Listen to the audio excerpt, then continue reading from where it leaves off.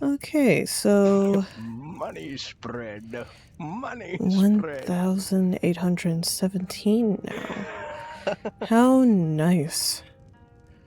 This is really nice. Technically, I put like... Yeah. Yeah, whenever I get the chance, I'll guess his half.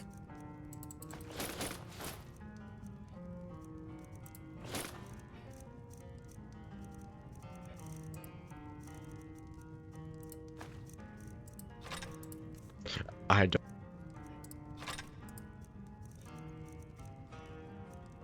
Where's my cape at? Morthal cloak.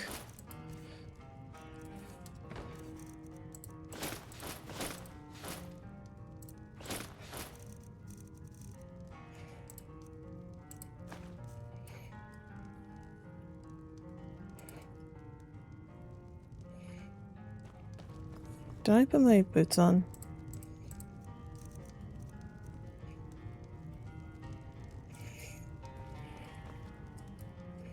Unlock it. Okay.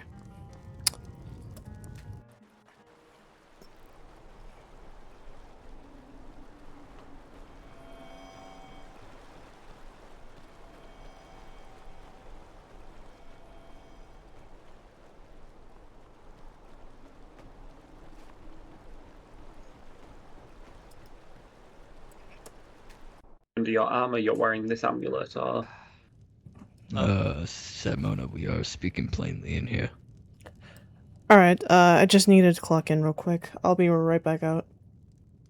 No worries. Hello, Simona. Ah, shit. Is Alec invisible? Because I can't see him. I'm sitting down, lass. Ah, shit. We're having No. invisibility issues. Yeah. Oh, should I It seems walk to be out then? plaguing around. Hold on. That's the issue today. Let me try. Hold on. Hold on. I was about to say, I think it's my... I think it was my issue. No, Oh, it's no, it's I see you now. everybody's issue because like I went outside, I didn't see 3 people. I went in, I went out, didn't see everybody. I went in and out, I saw 2 people. I went in and out, and I saw everybody. Yeah.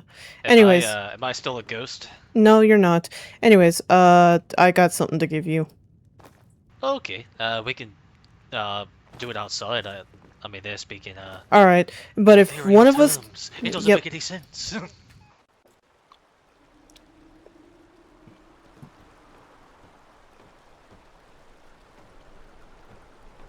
All right. What's up? All right. Ronan gave both of our paychecks to me, so I'm just giving you your half.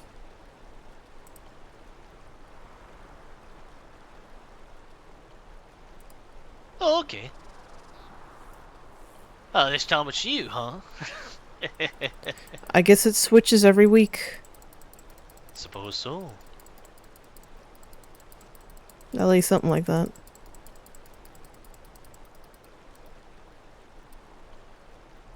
There you go. Satmona, did you give me your pay on accident? No, he gave us... Apparently we're both getting 600. He's giving... Ronan gave some of the guards the bonuses. And we're 2 of the guards he gave bonuses to. Oh. Did he state why? Actually, no. I don't know if he... I can't remember if he did or didn't, but regardless, I already put, like, a portion of my pay into the savings. I'll let you handle however you want to do your check, so... Okay. Yeah, I'll do half and half. Yeah, definitely. I mean, Ronan's right there, so if you want to ask him, you can. No, he's not. Yes, he is. He's literally right there. Remember that issue we keep talking about? Speak to me, Ronan. Yeah, no, I can't hear him either. He is right there. I think he's just whispering.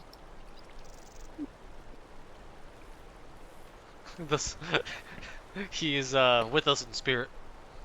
He literally just ran off.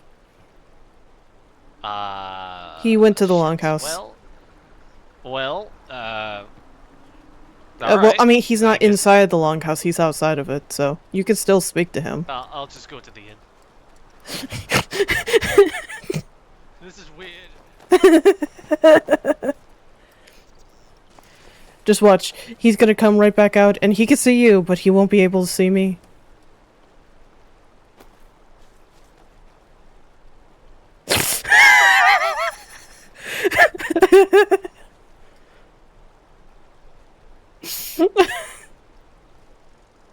You there, traveler. I have a quest for you.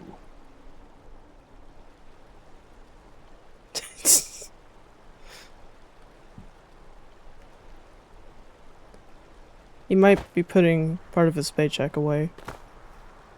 It might take a second.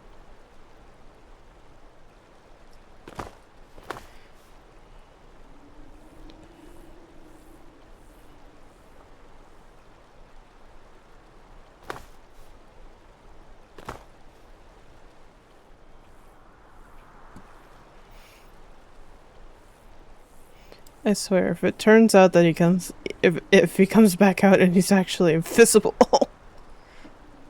I lost patience. yeah.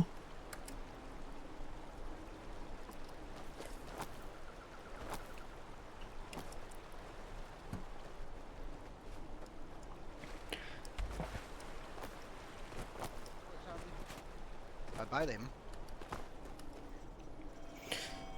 Yeah, any like lands, I suppose. I don't even know how to do that. I'll be real. I think you have to put on a mask. Yes, you do have to put on a mask first, but I removed it now. Regardless, I went vampire hunting. Apparently. Yeah. Something's telling me that he's in his own head. You were a vampire? Yes, love? Oh no, I was just checking on you. Really. Pat, pat, pat. Yeah, I was just in my own head. Good. Nah, you're good.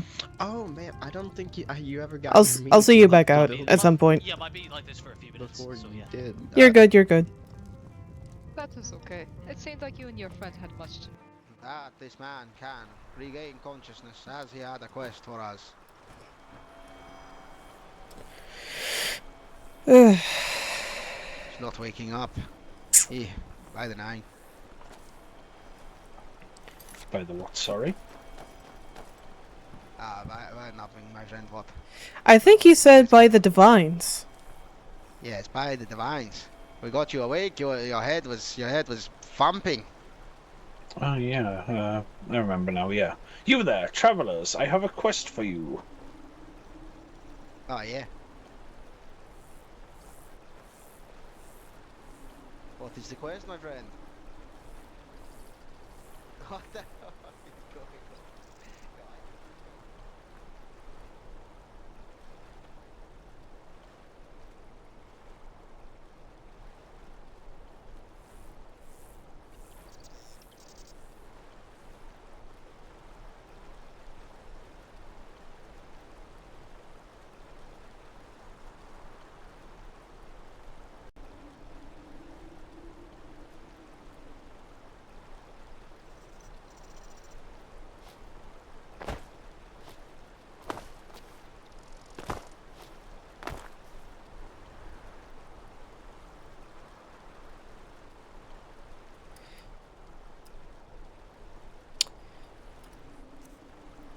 $836.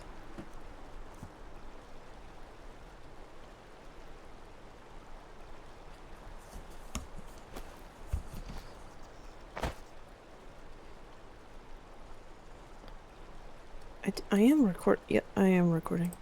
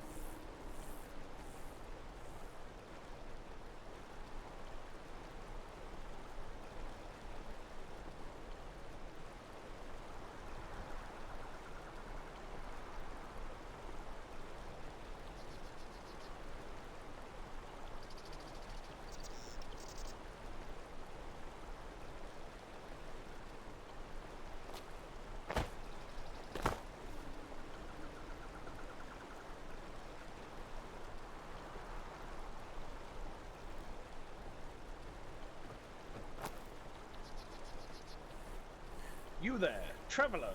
I have a quest for you.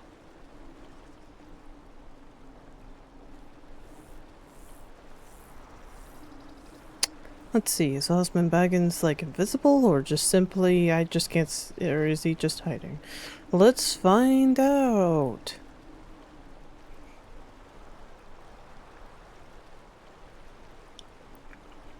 Do you have any religious amulets I could buy?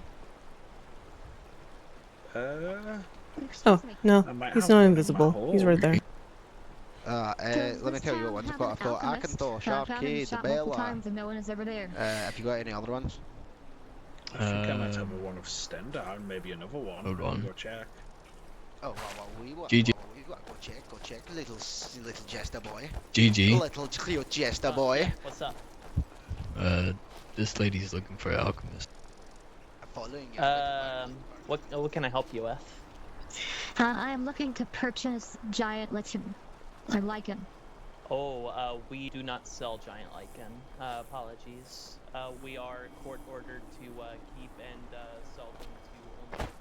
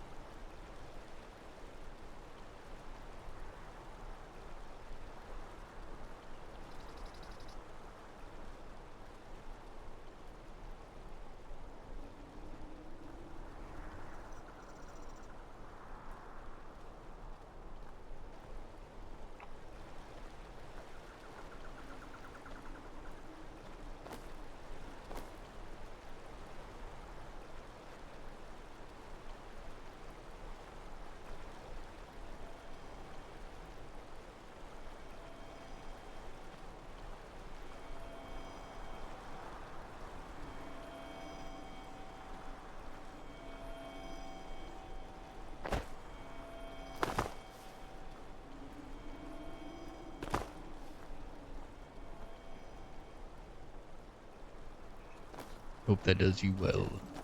I really appreciate it. Can I introduce myself in case I need more? I can come and find you. Well, I'm not an active gatherer, but maybe. I am running number 4, Captain of the Guard. I appreciate it. Thank you very much. Oh. Excuse me, Yes, guard. Ed. Yes. I collect every Hello. now and then. Does Morthal have a blacksmith? We don't, but we Unfortunately, have a no. general store that can sell weapons. Are you guys in like a group or something? It looks like you guys got like a little uniform or something. We are in a group. Aw. What kind of stuff does the general store have? Do you know? But just about everything. I've gotten just about Do they like have any anything from there. ETC items? Probably not. Okay, just checking. Yeah. Thank you. What kind of group are you guys in? Religious group Oh, okay. up near Solitude. Oh, okay. Oh, the Crimson? No, we're different. Oh. What's your group's name? We try not to give it out too often just because You know, I don't want people coming after us, kind of thing. Nothing bad though. But all right. I assure you, we own property in Solitude. They've done their due diligence. I figured if you said you were in Solitude, then Yeah, 90% they're pretty should be strict okay. up there. Yeah, no need to worry. We just try to be mysterious because the people we go after sometimes try to like find us if they know our names and where we are. So. I see. Well, I would say course. if sooner or later you would have to introduce yourselves if you were to conduct your business in any way of your much. Yeah, we have special like precautions that we take. So yeah, we've all been personally introduced to the Jarl and have had like good talks and stuff. We chill out in his court every once in a while, but we definitely do our due diligence to like understand who everyone we introduce ourselves to is and everything like that. So. All right. Yeah. But I mean, if we ever have any business in Morthal, we might end up introducing ourselves, but nothing as of right now. All right. Well, you guys take care, okay? Absolutely. Y'all have a great one. You too. Very well.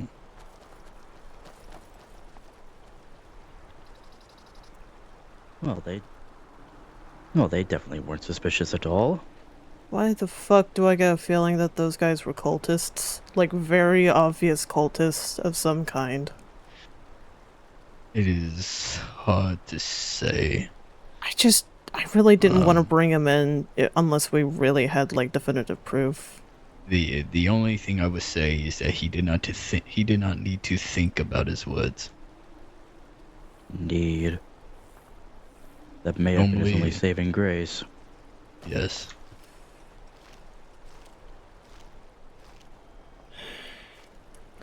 I try not to really go off of what people are wearing alone, but when a group of 3 is all wearing, like, identical, like, you know, uniforms, it kind of... Yes, I obviously, you know, do your due diligence as, you know, asking and whatnot as a god. Yeah. Whatever you find suspicious is suspicious no matter what other people say. Yeah. Usually I try not to go by indication of clothing alone. However, if a group of 3 all wearing red hoods and like black robes is, you know, here, it seems a bit strange. I wasn't going to comment on this earlier, but last night there was a man, when we were doing our little high alert watch for the skies changing, I'm not sure if you were aware of that, Captain Ronan, but we were a bit on high alert because we had a red sky appear, and then a bunch of different colors. It set us on high alert, but there was a man coming into Morthal said that he was accosted by 5 individuals that had that exact same outfit. They questioned him on whether or not he wanted to be part of something bigger. This man in question, Satmona, what was the name of that detective that you talked to? Let's see. He was Bard Detective someone. You guys know... Bard the detective? Yes, that man. When he said who he was, they just ran off. Okay, yeah, they were definitely cultists then. I'm not sure what they were talking about with you, but I just thought I'd point that out after I got clocked in and everything. Well, they said they had property in Solitude, but I don't know. They were spotted running around the marshes near Ustengrove last night.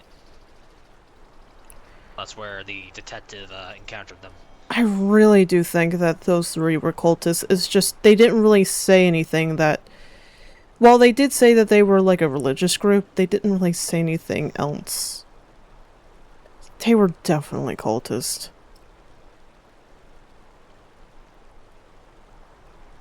Just something to keep in mind for everybody. Yeah. They did say they go after people, so I want to know. Next time they come over here, we should probably ask them a few more questions. Yes. Aye.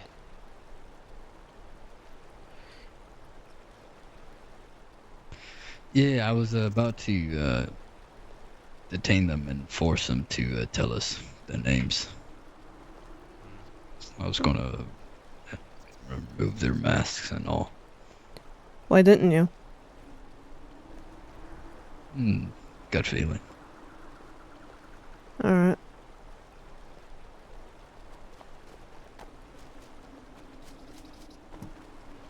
Oh. Hiya, hello. All eyes were on me. Apologies. No, you're fine. Do you know if the Priest of RK is in solitude right now? We do not. What do they look like? I have zero clue myself. I do not know. Well, I plan to go check and see. Be careful on the swamps if you're heading that way. Oh, yes, yes. I have quick enough legs. The ice mages are terrifying, though. If you see 3 individuals in all black robes and red hoods doing suspicious activity, do come back to Morthal and let me know. They came by and we kind of suspect that they're probably cultist. Oh. Maybe I don't want to go through the swamp anymore. Actually, hold on. I could escort you. That'd probably be safer. Yes, I would. Is that okay with everyone else? That is fine. Will you be fine by yourself, Altkiss, or...? Yep. Alright. Yeah, just me. I'll be back. If he doesn't come back within the next 30 minutes, I'm going to the Solitude Temple.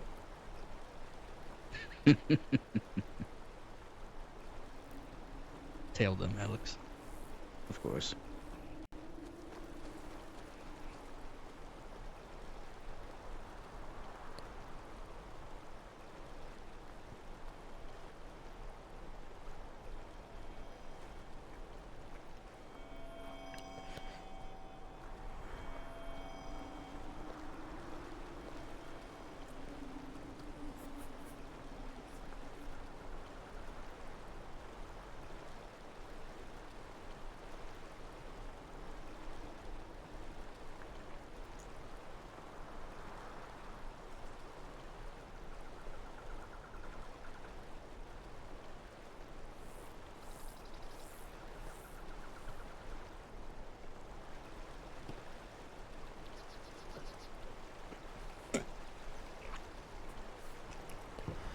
Yeah, those guys were definitely fucking cultist. Yeah, quote-unquote going after people. Shit, we probably could have arrested them right there for that. We could have probably detained them for that alone, to be honest.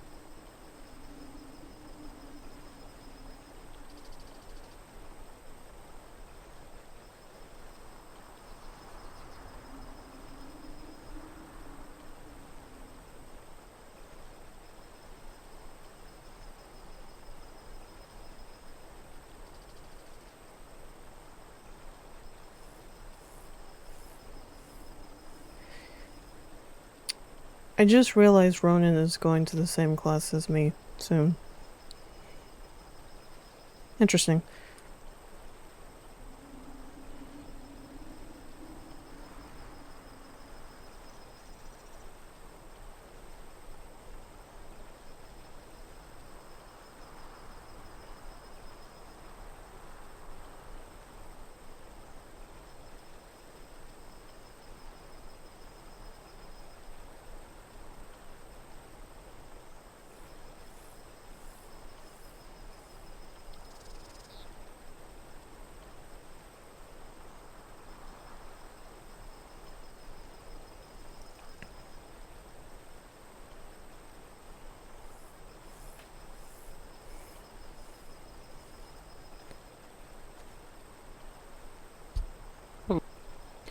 Hey, what's up? Oh, I'm about to go try to get some iron from the mine down the road. How are you? Doing alright. Just keeping a watch out. Well, you have a good shift. Enjoy your guard. I'll try not to have too much fun. Well, they said there was something that was going to happen here the other day. I don't think it ever happened. Maybe it will happen today. Oh no, it happened. It did happen? Yep. Oh, well, I missed it. Alcus, I said EC if... ship is parked somewhere. What's up? I was just gonna say, if you didn't come back within the next 10 minutes, I was just gonna come looking for you.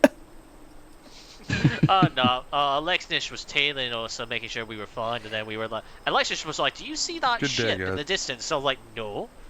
And then I got closer, I was like, oh. There it is. Yeah, I It's knew... like right under the Blue Palace.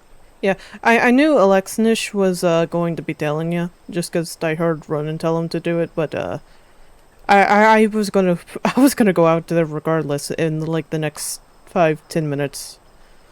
Nah, you're good. He made it there safely. Yes. There were like 4 skeletons that tried to stop us, but they're like regulars, and I was like, okay. Yeah.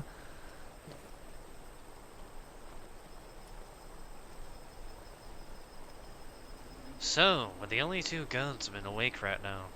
Interesting. I suppose so.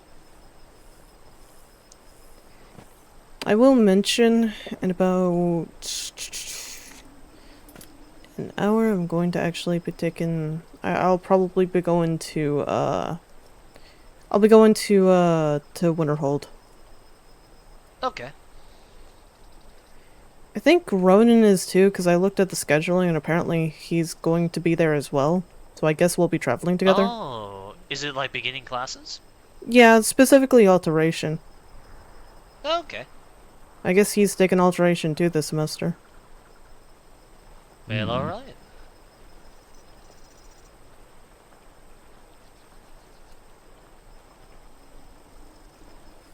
I'm very sorry to hear that. Never caught wood if the temple was able to save him or not. I truly am so sorry to hear that. You guys have a really good community here. Well, thank you. Aye. We try to keep each other safe as best we can. Yeah, sleeps on rock. Very, very nice person.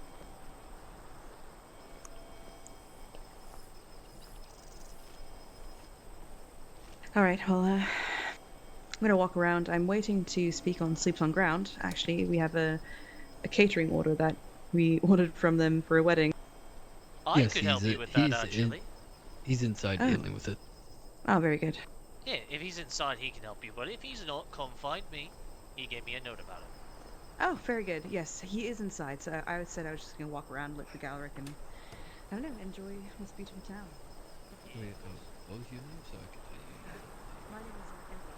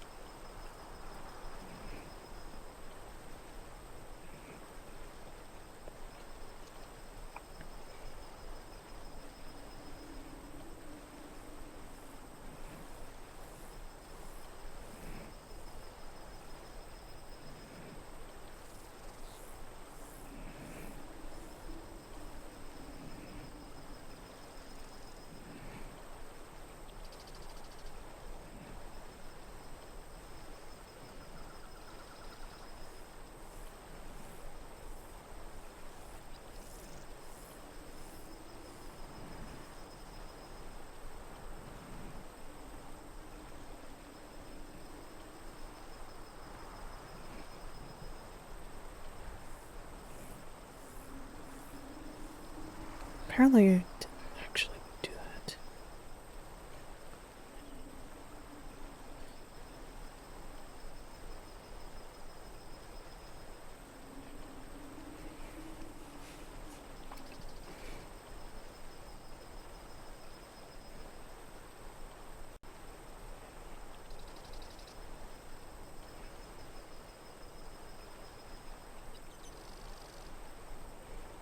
Alteration, what is it?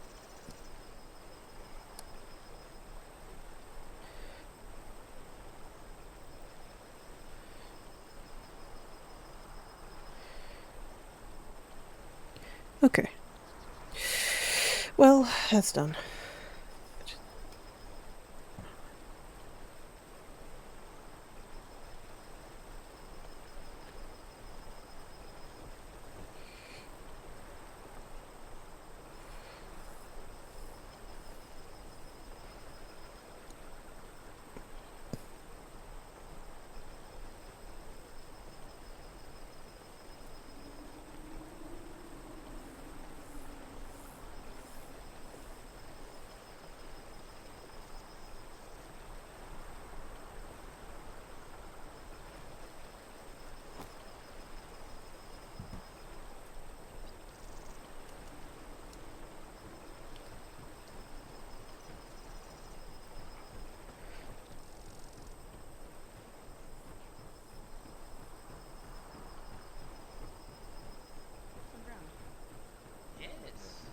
Hello, I'm with the Fellowship. My name's Embla. Oh, okay, okay. We do have everything all put together.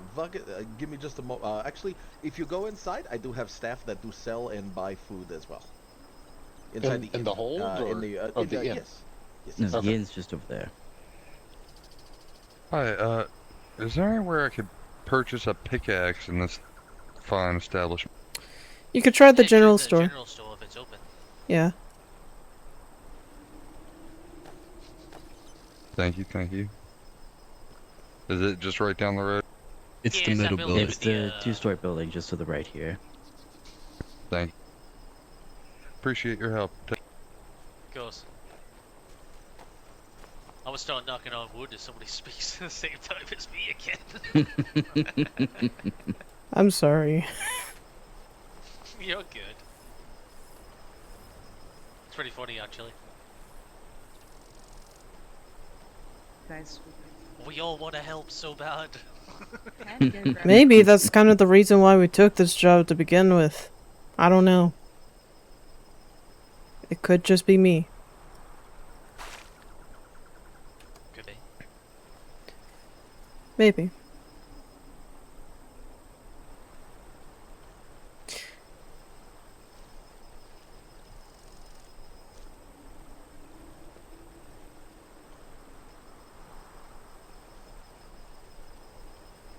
Are you gonna have me do a delivery?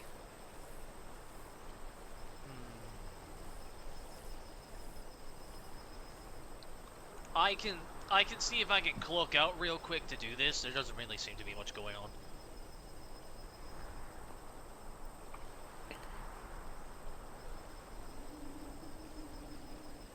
Yeah, of course.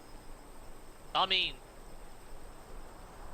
if Vodka's saying, who else is going?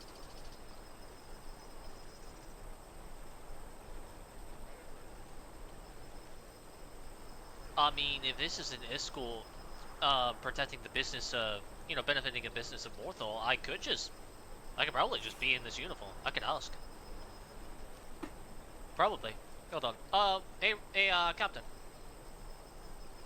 Sleeps was proposing a delivery order, be made. Where exactly is this? They're Fellowship of the Reach. They're, I believe, close to Ivarstead. Okay. Apparently they want me to escort some people that are going to be making a delivery to Ivarstead. I was wondering if I could go with. If that is okay, it is a catering package order of several hundred items and alcohol. But Alcus was wondering, since it involves the business, if it would be something to be done in uniform or something to do with his office.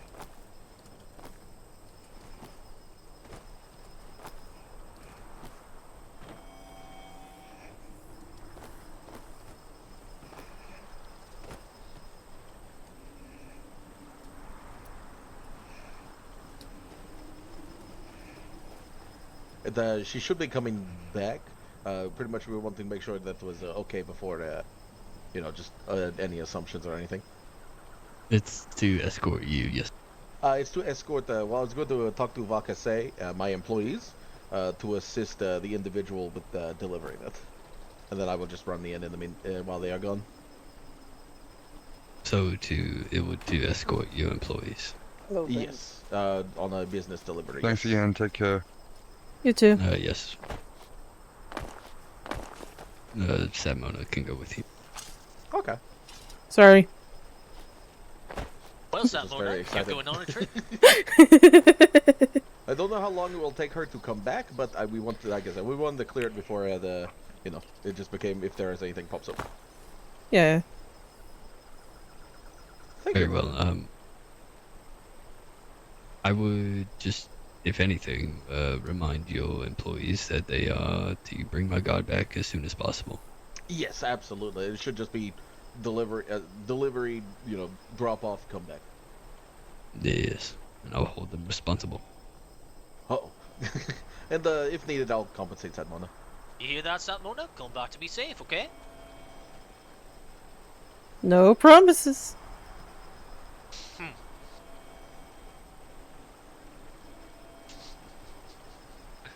Get out of here, you little scum. Oh. Wait, hold on. How am I doing this behind the helmet? You did it before. Yeah, very, very difficultly. Mwah. Alright.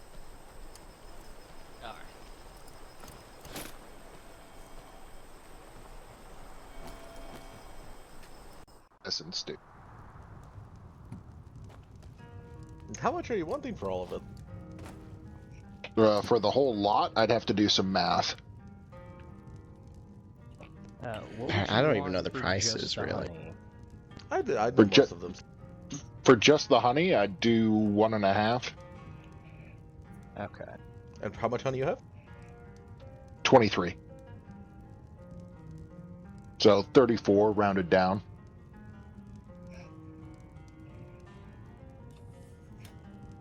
Okay, how much for the flour? You said 18 of it? Let me check here. Yeah, I've got 18. What are you offering for the flour? I do 2 per. I could do 2 per.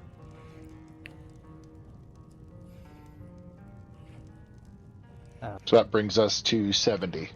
How much cheese you have? You said you have wedges? Yes, I have wedges of cheese. I have 6 Idar cheese wedges. Oh, I don't need those, good sir. I would pay 18 for all 6. Oh, sorry. I thought I thought. Yeah, no, it's all good. No, you're good, man. I'll take that back. Don't worry about it. Don't worry about it. There we go. There's the honey for you then. Yes, sir. And you said it's. Oh, okay. I thought you were reading it out. I apologize. The little catty already had you. Apologies. Alrighty, thank you.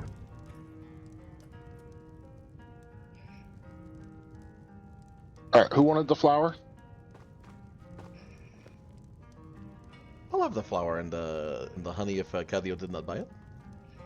He bought it. I already snatched it up. Oh, it's But I all can good. give it It's to all you, good. No, it's all good. Yeah, I'll buy the flour.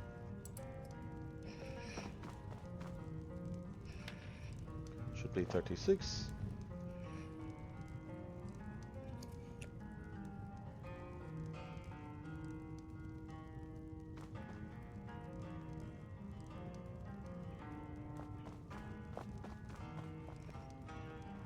Thank you, my friend.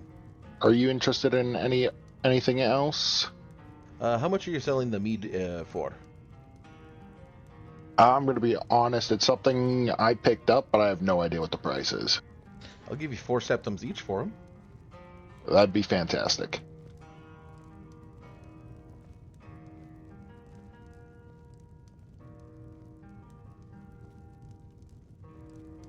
You just found them? No, I was given them to sell. Just a local guy down in Whiterun was making it, and wanted to know what I could get for it, so I let them know I got it for 4 a piece up here. Okay. Anything other than the basic meats and crab legs that you have left? I have any prepared food items I'm willing to sell for half of whatever, well, you would sell it for. I've got 43 apple dumplings, 4 butter, 279 cabbages, 150 carrots, 50 chicken breasts, 111 clam meat, 6 Idar cheese wedges, a gourd, 27 green apples.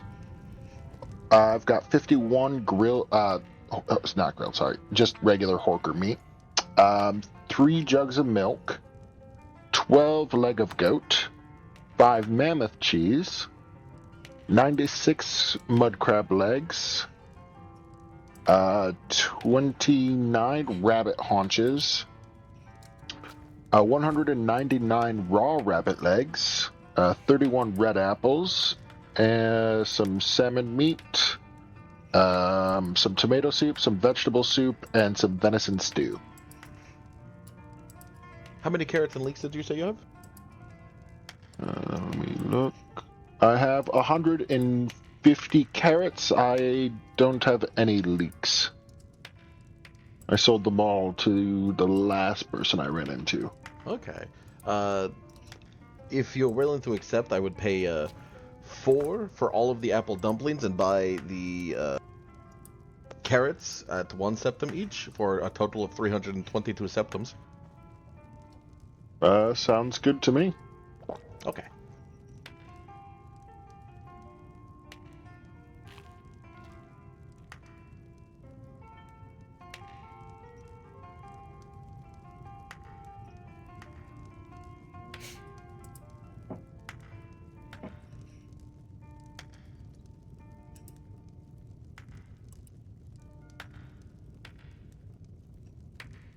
Okay, that should be good.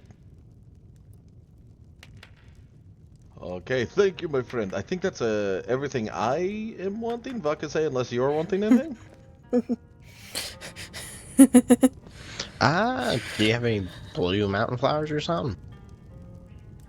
I don't have any alchemical ingredients on me at the time. Dang. Yeah, then I'm good. What happened to your shoes? You got robbed. Aw.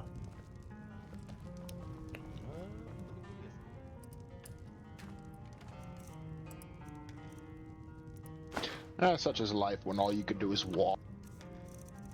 Here, my friend. Here. Consider this as a thank you for bringing these here. Thank you. Wait. Oh, sorry. I went too quick. Let me put away my boots that I have on me because I like these boots. The others aren't bad. It's just I like these ones a lot. And they are named the same thing.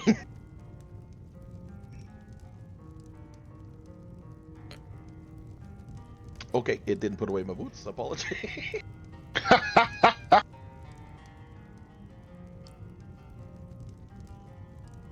Yeah, no, people really gotta have shoes around here. The leeches. Oh yeah, that and also yeah. Yeah. It's cold. Cold, the leeches. That was my thing. Is it's been pretty cold walking around. I mean, I would say leeches, but that's just really for maleals. No, well, thank you. Look at you. And thank you for the business. I'll swing by another time when I have more. Absolutely, it was fantastic business. Thank you, my friend. Alright, now I gotta walk to Solitude. There aren't any other inns in the area that I should be aware of, is there? Like at a fort or something? There's one in Solitude. Oh yes, I know. That's...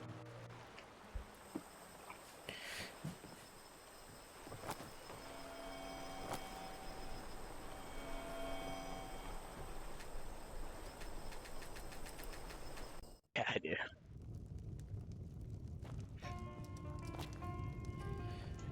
How much food this time? I suppose we'll see. You could.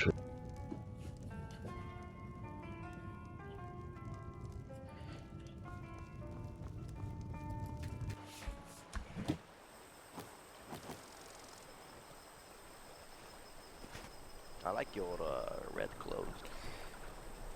Thank So, where are we going? Okay, so I have a catering order that we're going to fulfill. It is like several hundred foods and items. So the individual coming back says she would likely not be able to carry it all. So I was going to have Vakase or Cadio assist with it, and then have you escort them if that is okay. I Alright. believe they do live in the Reach, like near Ivarstead-ish area. Alright. But once she returns, everyone was invisible inside, so I was coming outside to try to fix my eyes. Sounds good.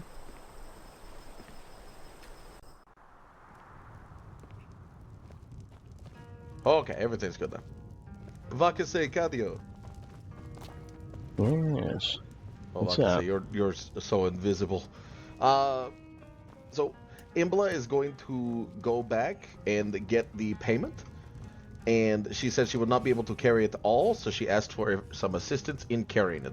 Would one of you, it should hopefully just be one, but maybe both of you, if you would like to, go along with her for delivery, and Satmona would escort you? Yeah, sure. Okay. I believe they live somewhere around Ivarstead. So in the Reach.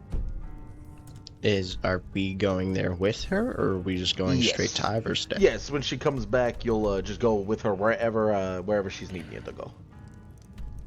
I believe it is around Ivarstead. Jeez, I don't think I've been that far. Sleeps, east. Yeah, by the way, Sleeps, do you mean the Rift? Oh, you're right. I'm dumb. I kept thinking the Reach is... Okay. No, you're right. No, you're Reach right. is Markarth. Yeah. But listen, they both start with R's.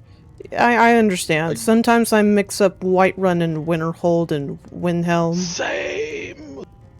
I just have a hard time saying R. Yeah. R. I go war. War. War. Work. You ever say like horse and you say hearse? No. That guy was Love very me, kind my for what Because he brought. He every time absolutely I was... say horse, I mean horse. Because I love horses. Horses. They are I like delicious. horses. Yeah, they're delicious. What? Tivari said this. Dunmer eat horses as delicacy. Yes. It's like, and I'm sure they like raise them. It's not just like any horse they see. It's like, it's like actual like horse made for them. Yeah, it's the same way you guys, people would like raise, most people like raise chickens or goats, you know. But there's such, I feel like it's when you such say a like lean meat. No, that's what I'm saying. People I think like it's just like some like pack mule or something, but I bet it's like actually like a specially like bred horse that specifically is a certain way. You know, like how cows have been done. Is it a fat horse? Probably. I would think so. I think it would have to be, because horses are so lean. They're all muscle, so. Would be very rich, Yeah, there's but no fat probably on them. I wonder if you can't season them because they're just like, that. It'd be like the people who eat dog meat. A lot of dogs, it's all muscle. I don't get why they eat it. Yeah, that just sounds terrible. But the set mode, Yeah, you're just tearing into muscle. If you'd like, I would compensate you for escorting them. I offered it to Alkis as well, just in case he would not be on shift. If you want to, you can, but I'm not too worried about it. Okay. Just consider next 2 meals comped, then maybe perhaps. I was gonna say, I was hoping to get a different outfit before I go out much, but if there's a guard escorting us, yeah, that's fine. Let's see. I only have a chef uniform, but I have 3 fur cloaks. A brown, snow saber, and white. If you want those. I mean, I'm good on the fur cloaks. The fur cloaks are the opposite of inconspicuous. On that, I gave that guy my last random clothes in here. Also, I think the people in Whiterun might execute him. Given the Why? price, he was. What? I bought 43 apple dumplings for 4 septums each. Why is that? I mean, what? Why? Well, is that a bad thing? Well, I sell apple dumplings for 12 to 14. They sell apple dumplings. Why'd for like you close buy to it so 30 each. cheap? I thought he would haggle. I threw the price. He said, I don't know anything. So I'm like, okay, 4. He's like, sounds good. If he doesn't, he's not gonna haggle if he doesn't know anything. I don't. Is he know. supposed to give them money back? Yes. Yes, Why would you do that to him? He said that he was just given a bunch of food and told to get what he could for it. I'm like, okay. And so I offered. I was trying to offer half or less of whatever we sell it for. They're just gonna take all the money he made. I don't know why. Like it is an. He had so many things on him. It was very odd that he had all of it anyways. Said something. Vakase. It's Whiterun. I paid. I don't. But he was chill. Not trying to, he was. I also gave him clothes and bought. I did buy the carrots and the flour for. They're gonna take his shoes again. Price. No. Dude, they're gonna take a lot more than new shoes. They're gonna take his fucking pants. I was surprised he was just willing to sell the apple dumplings for that. That's why I was like, oh, okay. I mean, I still gave him about 500 gold. And he's never gonna make that again. He's gonna die in the woods. Honestly, if they just keep. They're gonna take him out there. He's gonna die. He's gonna get steel dagger in the. Okay. Vakase, you can access this, right? Yeah. For the catering. Okay. When she comes, I'm gonna run to the sawmill real quick. But whenever she comes back, just hand as much as she can carry over. Have it yourself. If you can't carry it, split it with Catio. Or Catio, you can go instead if Vaka wants to stay. It is entirely up to the two of you. Alrighty, I'm gonna empty my inventory really quick. Okay. Alright. I will run over Sawtooth very quickly. Alright, good luck.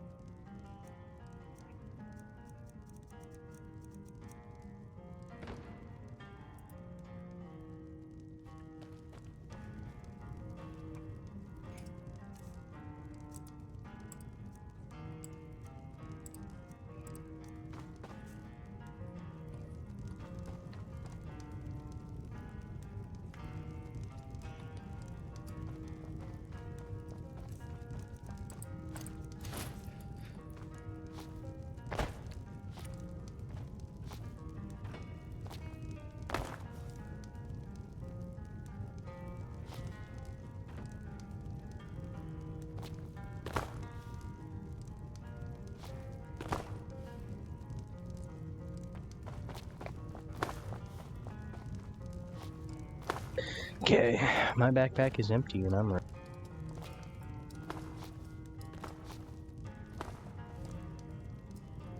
Don't burn yourself. It's okay. I can handle a little heat. No big deal.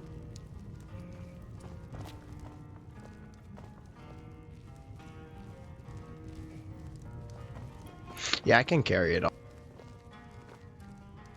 Oh, okay, good. At least what happened here? Okay, I didn't take it all. It said I did.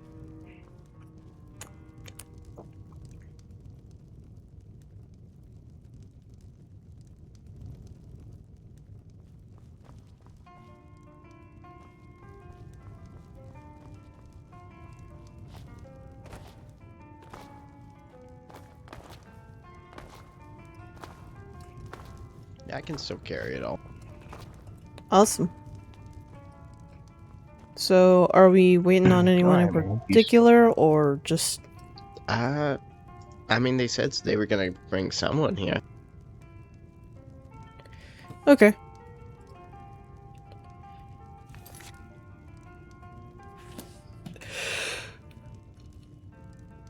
I'm just kind of surprised.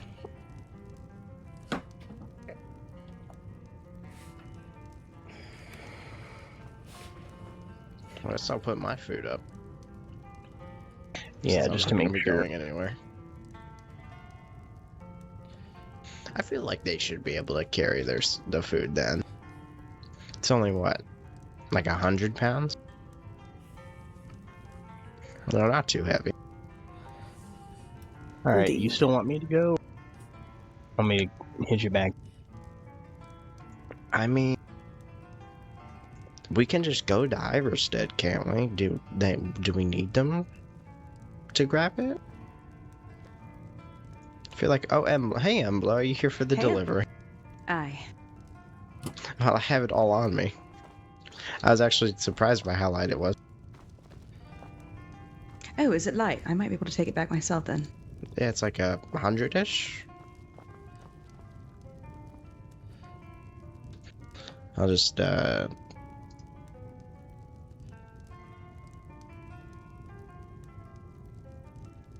wait.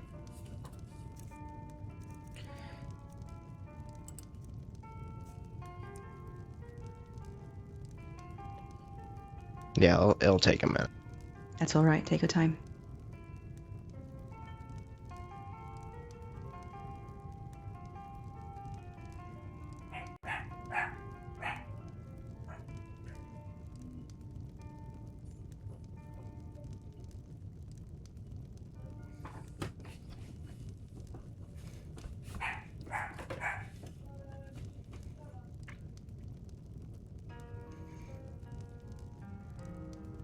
And that is everything. Alright, let me just make sure I don't have anything else in my inventory that's going to fuck with this. No, okay. Alright, and the price is good, right? Yes, I believe it was 2,000, correct. Aye. Alright. Let's see if I can... Yes, I can! Yay! Very good. Thank you so much. Really appreciate that. Awesome. Yeah, I was gonna... He was about to make me go and walk all the way there. I haven't even been to Iverstead. Oh, actually not to Iverstead, to Markarth. Okay. Okay, so it was the Aye. reach after all. He kept on. Well, I mean, I Old thought Roldan. He kept on saying you that- guys are going up to 2,000, aren't you? Going up to They're 2,000? 200? Oh, you mean the 7,000 steps? Oh, 7,000. I don't know. Aye. It's 7,000 steps in Iverstead. That's where the throat of the world starts. It's just a special place for Asta and Alfreda. We did a pilgrimage there, the Fellowship and the Companions together. It was very nice. That was some weeks ago now. What was my cat of that? Well, yeah, I think that's why he thought we were delivering the... Aye. Actually, no, yeah, Markarth, Old Roldan isn't too far from here, truly. It's just kind of across the valley. But I will say, Markarth has been going through some troubles recently. I think most of the council members have abandoned it, so it is very empty at the moment. If you have any travelers who don't know where to go, please send them to Markarth. We are trying very hard to hold it together, but it is not a good time at the moment. We just need bodies, honestly. The city is so quiet. I left there and there's like nobody there. Yeah, I tried going there one time just to check out something that I saw on a flyer called the Azora Covenant. I asked around about it in Markarth, but nobody seemed to know what I was talking about. I know, it's been a problem. I think it's because Markarth is just so far and like there's not a lot, there's lots of mountains, so you can't really run straight to it very easily as people like to do, but also the economy has been kind of tied up in the mining guild in Markarth, which we are trying to get resolved because everything is just so expensive. Like, no one wants to go there because usually if you go to a hold, you're trying to buy or sell, right? And it's just been so shit. But thankfully the Fellowship, we're doing all right. We're not technically like a guild with Markarth, but we, that's the city that we live in, basically. So we're fine, but we are trying to encourage some more economic growth in Markarth so that people actually want to come.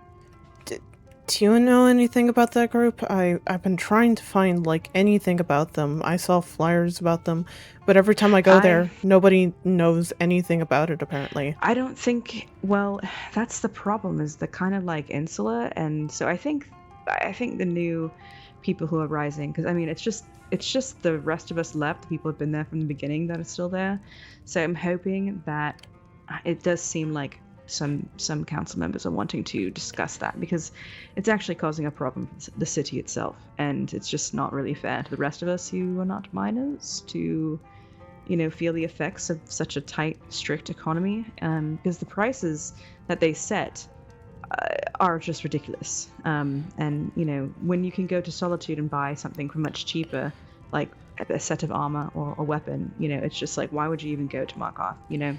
Indeed, it's why whenever I moved out of Windhelm, I went over to, like, Morthal instead. It's really nice over here, actually. I much like this little town, honestly, so much.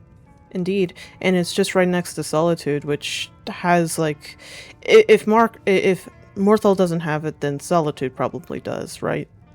Aye. Yeah. Yeah, and Markarth definitely doesn't, so. Yeah, it's It's a shame, though, because the city itself is quite beautiful. I mean, it is really something. It's actually... It's a bit of a maze. Yeah, it's actually the place me and my now husband actually went on for our first date. It was quite nice. But yeah, it's an interesting city. It's just every time I go there for like a something like wanting to, I don't know, join something that's apparently going on over there, I get severely disappointed when nobody knows anything about it, when I've seen flyers everywhere about it, like the Azura Covenant. Well, we also do not have a flyer? We do not have postboard in Markarth. That's the other issue, and I just don't really understand like what the Aedra are thinking. We also we don't have one. That's true. I know, but Markarth is a big hold. Yeah. That's the thing. I know. I don't think... Can Aedra make those? I don't know. I mean, they put them in the other holds, so... I mean, what... I understand why Morthal doesn't have one. It's a small town, but why Markarth doesn't have one is weird. It's kind of beyond me. Isn't Markarth like one of the biggest, like third biggest city or something? It's a big city. I mean, it's comparable to the other ones. So... I mean, it's like what, Riften? I guess Whiterun isn't even that big. I don't think. I don't know. It is strange, but we also don't have any working alchemy tables in the city. We barely have any crafting tables. Honestly, we don't have a charcoal kiln anywhere in Markarth. You have to go to Dragon's Bridge for that. No wonder nobody fucking lives in Markarth. It has nothing. I know, but it's just so unfair. It's like, it just makes me sad, because I feel like it's just kind of getting shafted over nothing.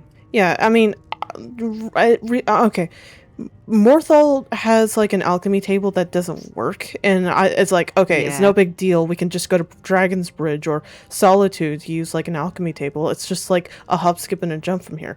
But for Markarth, that's just stupid. Yes, it is it's a lot of traveling. I mean, I work at the Silverblood Inn just to make some kind of coin, but even now that is falling off. Like, we just don't have any visitors, and I'm worried that the local craftspeople are going to be forced to move out, because we've lost so much, honestly. But I'm talking about to doom and gloom, but those of us who have stayed have been speaking very hopefully about, you know, the next steps. So I truly do think it'll be okay, but yeah, it's been difficult, honestly. Yeah, I hope things get better over at Markarth. It would be a shame that such a beautiful city would turn to shit, you know what I'm saying? I agree, yeah. Yeah. But thank you guys so much for the order, and yeah, I'll hopefully try and stop by Morthal more often, ever since that night that I actually met Baka here, and then went outside and saw the Dremora. I have not forgotten that. Yeah, Setmona Retherin, by the way. Oh, very good to meet you. My name's Em. I'm glad I make such an impression. I mean, it was also the Dremora standing outside. I cannot lie. But no, it was very good to meet both of you and your other coworker. I do forget the name at the moment. Now this guy, Cadio? No, there was someone else in here. Who? Outkiss? It was a woman. I don't remember. Miss Maybe a Serrano. Dunmer? Yeah, Maybe, that I would be think- Miss Serrano. Aye, she was very nice too. There's only one woman employee left. It's kind of a bad ratio. You know how it is. The ratio man to woman in Skyrim is also already kind of low, so. Is it? I mean, I definitely feel like there's more men than women, yes. I mean, it would make sense. I mean, I kind of assumed... Okay, the only reason why I didn't think much about it was just because, as a guardsman, I just kind of assumed, well, I'm in a men's dominated field, right? Right. So I wouldn't expect many women. I have a few coworkers that are women, but it's like, obviously there's going to be a little bit of a ratio difference. Aye. But I didn't think that this would be something, like, as a whole, you know? I didn't think about that. Oh, no, it is Skyrim-wide. I thought it was just because it was simply just like a men-dominated field, and yeah. I thought it was just the region, because most of the people that come from out of the region I've met are women. It could be true, but I definitely feel it for sure. But I suppose I do work maybe also in a man-dominated field, but I hesitate to really think about what field is not man-dominated. So then that kind of brings to mind. I mean, I would argue perhaps that. It's all male-dominated. I mean, I would argue that the Temple of Devella is very female-dominated. Which is in Markarth, which has no one. Yeah, okay. But the Debellans, I am sure, are there. I just have not seen any in quite some time, I will say. I have seen a few of them. It's just, you know, I don't really talk to them that much just because... Aye. Who goes to Markarth? Well, I mean, me and Alkis did on our first date, but... Yeah. We don't even get to... when we pass away, or get passed out or knocked out, you know, even if you are inside Markarth, you wake up in solitude. I'm not even kidding. So you have a temple. Aye. You have two temples, technically. This just feels that just feels kind of stupid. It does. It makes it really hard to live there. But you know what? I'm very stubborn, so...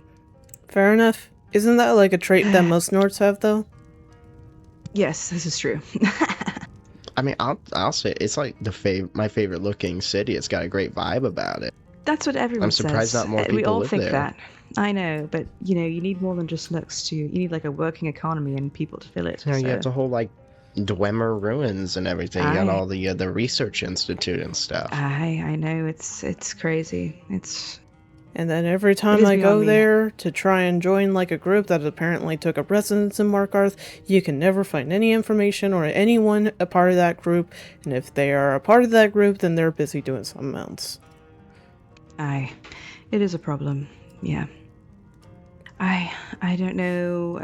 I might like plead with the Aedra or something, like say a prayer, and just say, hey, we really need your help. I don't know what can be done. I know there's lots of things that the Aedra are considering on the horizon that take precedence, but Markarth is going to die a slow, painful death if not. I hope not. But The fact that people don't even spawn in the...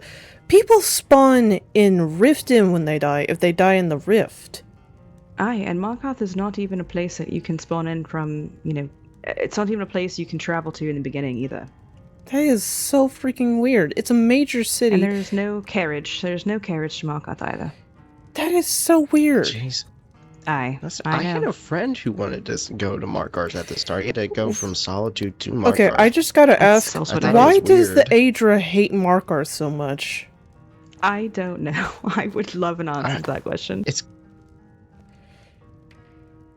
It just seems like the Aedra are making it just difficult for anyone who wants to live there.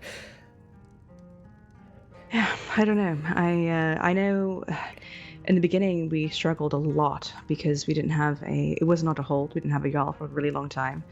And then when Damaja did eventually become like administrator, it was basically on the basis that like you have one try to do this because you've tried so many times and it's all failed. And I'm like, why must we all be punished for, you know, politics that are not working? It's just Wait, but it I don't wasn't a think hold?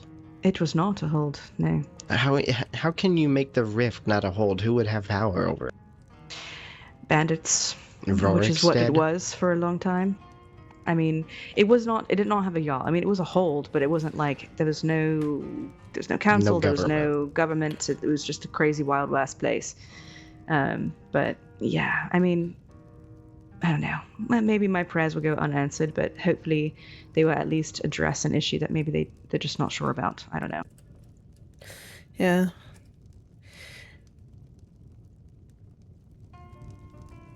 But anyway, I must be off. Thank you again, and hopefully I'll see you soon. Hopefully. It was a pleasure talking with you. Aye, you as well. Thank you for letting me air out my grievances. No problem. No problem. Be safe, friends. We'll try to be. You too. Well, I gotta go back outside and do the things that guards do. At least you didn't have to leave town. Yeah. Well, I mean, I will have to in about 30 minutes because I gotta go to the College of Winterhold because I'm taking an Alteration class. But, you know.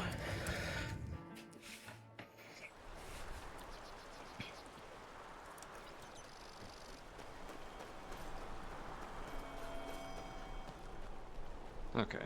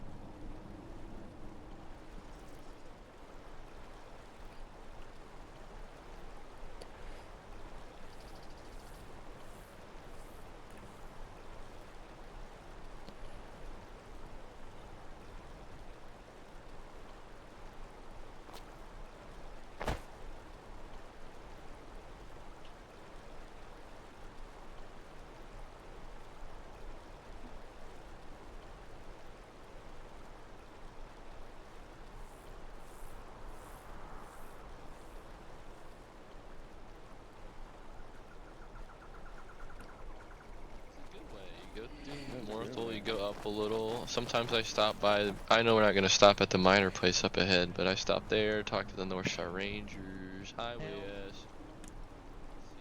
Hey, Blizz. GG, everybody.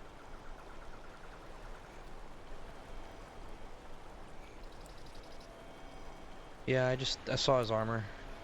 Just assume all plate armor is vigilance some nowadays, because they're the only ones who get any.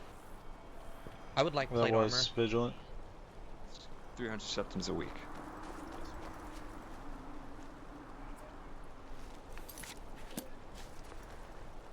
Weaver, is it time? Is it time?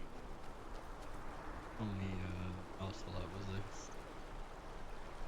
And he doesn't know shit. Oh, Alcus. Turns out, I didn't need to go with them after all. So we're good. Oh, okay. Yes, of course. I will be putting on a show in a couple of minutes here, maybe in a good 5 or 10. I'm going to get my material prepped. Golric, I guess you've already announced that. No, actually, this is the first one. I was talking with Sakai.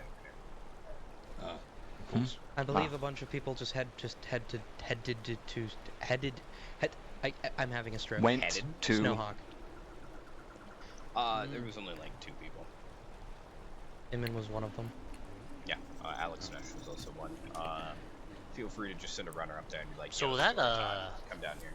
that little travel, I guess they just decided they'd be fine, or It was mainly just because, well, yeah, they they thought it would be a lot more weight than they realized. It turns out only only one person was needed to carry all that. It was fine. Oh, okay. Yeah. Alright. Just to sit down, chillax, and think of things other than the turmoil of Morthal currently. So, I highly Also, encourage okay. all of you to just go. Aye. I can officially call you a wife beater now. Listen to the fabulous stories and relax. That you can, I guess, if you wanna. Well, put it that way. I shall provide the utmost entertainment. This is a good friend of mine, Weaver of Roots. He is a bard, a storyteller of trades. Hmm. He's not sing. A pleasure. Oh, hello there. Should our Go ahead. I was just going to say, should our lucky stars align, I hope to become the official court bard of Morthal and provide entertainment to everyone here Oh, as much as I well, yes. You about to head to the college soon? Very good. No, I'm gonna stick around for the story. Maybe you should too. Oh wait, you have the college soon, don't you? Damn, you're gonna miss the story. Well, I mean, not necessarily. My class starts at like, let's see, it's about to be 6 for me, so yeah, it's about to be in an hour. Alright, well the story's in like 5 minutes, so. Yeah, trust, I could stick around long enough for that. Gallard. I need to speak with you. Sure. Hello, Sleeps. I'm going to perform in your inn. Oh, it's always wonderful to have Weaver of Roots. Hey, Gallard. You're too kind. Not kind enough. Here, hold on. Let me Mwah. give you some food. I know you were hungry earlier. I bought some from.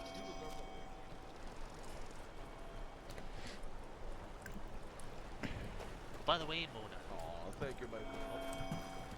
Very good. I heard my name. We got 2,000 septums in there. I'm excited to hear. Indeed. Indeed we do. Oh, we do. Will you be going to the inn? No. I'm kind of on post. I see. Alric just said that we should all chill or whatever he said. No, I mean if he said that, then. Yeah. You could ask. You could go Come ask on. him and see if I was You know if what? I'm Fine. mistaken. Come on. Come on. It'll be fun. It'll be nice. It'll be grand. It's 5 minutes. 5 minutes of your time. 5 minutes. I suppose Ronan and Gileric are out here. Alright. 5 minutes. He is a fine gentleman. Yeah. Wonderful. I'm glad to see so many of the guard here. I do hope I can ease your stress. Okay. Alright, We found a good spot here. And a good story I aim to provide. I'll give it just another minute or two in case any others hope to arrive this evening, though we will have plenty to tell. I have with me, a bunch of stories. The Bane of Oblivion herself grants present. Indeed. I'm still Please, composing no. that one, but I almost have it prepared if you would like to hear that one later this evening. That would be grand. I think later in the evening would be appropriate. We tend to have more people awake. Wondrous, wondrous. Now, I must admit I am a poet at heart. There will be a great deal of flowery language, if you will, but it's still a work in progress. Of course. Well, I feel like there's enough folks here that we can go ahead and begin our entertaining evening, at least so we're not sitting here bored.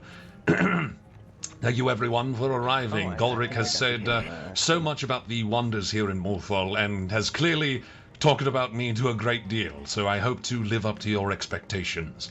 My name is Weaver of Roots, traveling storyteller, and should my lucky stars align, soon to be the court bard of Morthal. So I dare hope this is an entertaining time, for you will hear a lot of me. Now, what I like to usually do to start the evening is among all my stories I carry with me so many genres that I like to ask the crowd what they would care to hear to set the mood. I have so much romance, adventure, horror, action, and betrayal of all types. Would anyone care to hear anything to start us off this evening? If not, I do have one that I could offer that was the first ever story told in solitude to a crowd of nearly 100. It is a fabled favorite and a residential one from Skyrim itself. Is this the one you told at Barcello? Ah, Olaf and the Golden Canary, indeed it is. I would love to hear. Sure, we can hear that one. All right, then gather around, everyone. Ah, new arrivals yet again, and one of them left, of course. All right, then. Tonight I bring to you the tale of Olaf and the Golden Canary, a cautionary one of hubris and pride, of arts restricted into the flow of a bronze cage thought to be gold.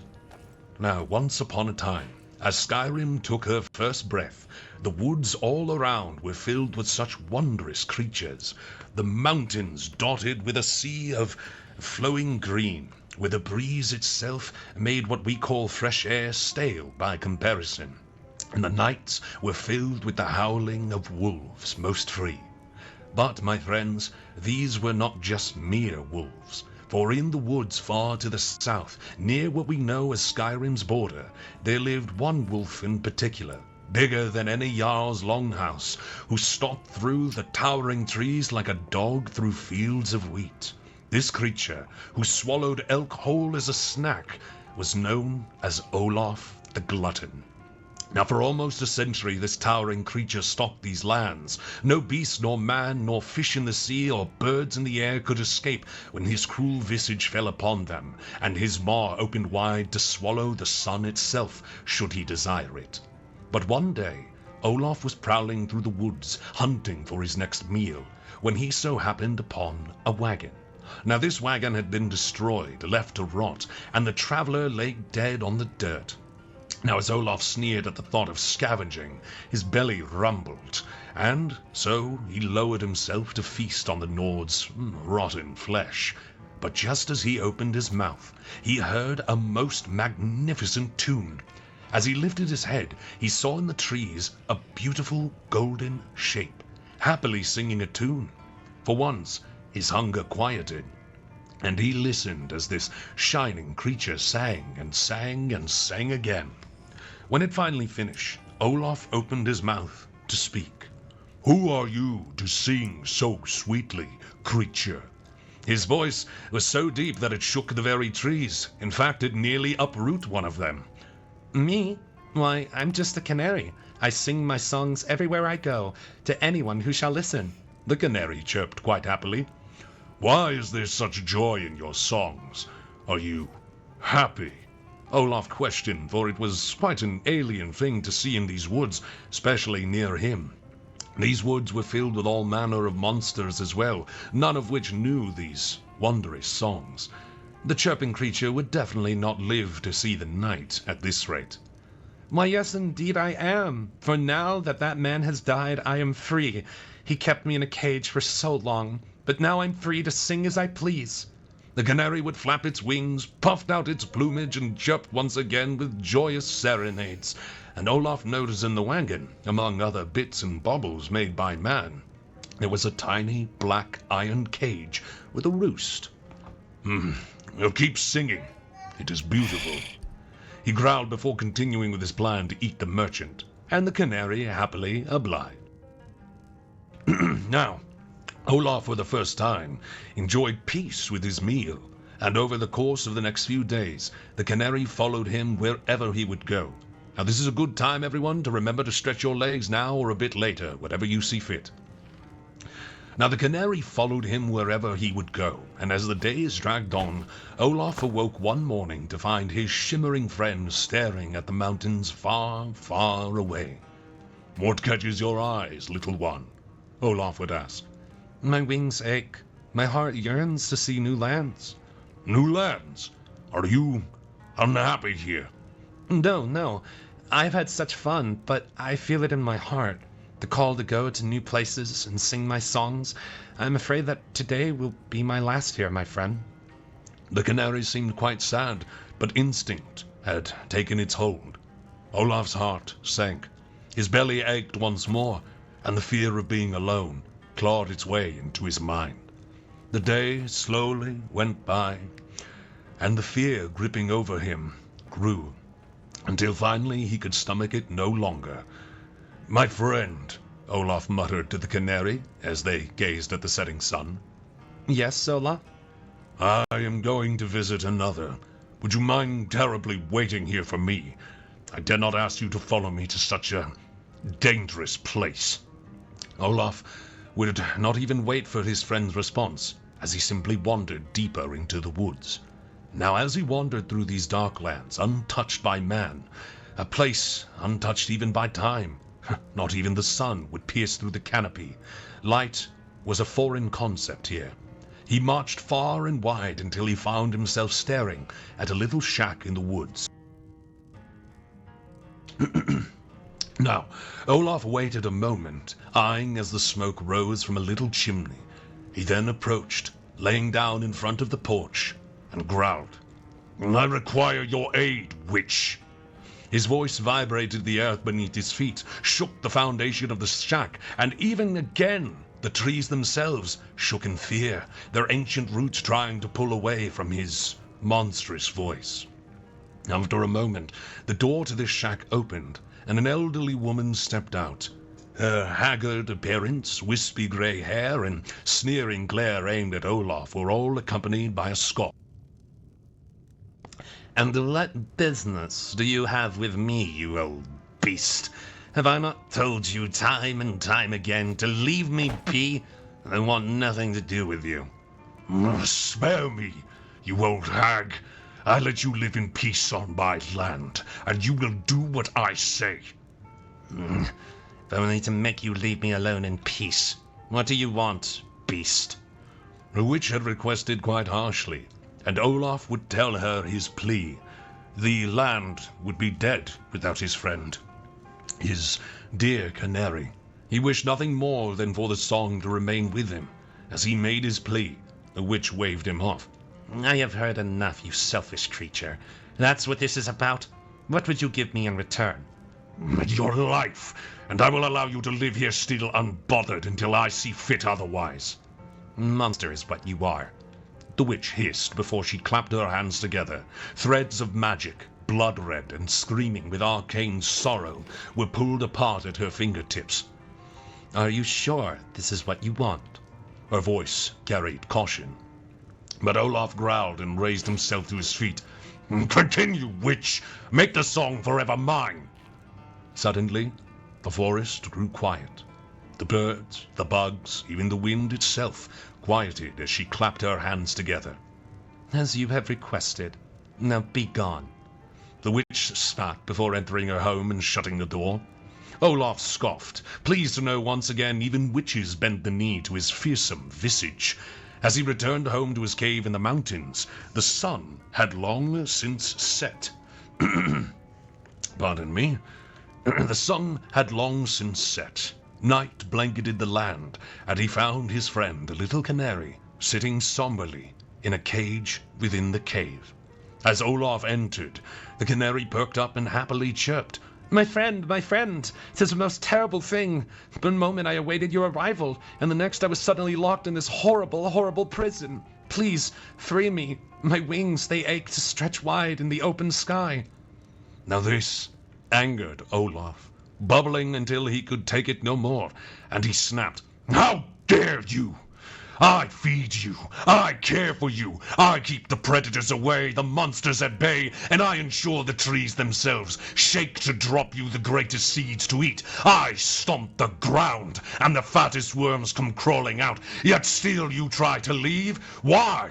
Have I not earned your song? Have I not earned your patronage?" "My friend, I merely ache to see the wide, wide world. I would return to you always, but am I not allowed to merely enjoy myself?" "You will stay with me. I will not be left alone again. Now sing." Olaf laid his head on the cave floor, and so forced the canary to sing. This is yet another good time to stretch your legs, my friends. Time passed, and the songs grew cold and sour. Day after day, the canary's voice quieted. It grew hoarse and sick, until one day Olaf awoke to no song at all. As he rose up, He saw that the golden feathers now lay a sickened grey. The bird's eyes had shut, and not a breath passed its lips. Anger, rage. Olaf had been tricked, fooled, he thought. The witch promised the song would be his forevermore.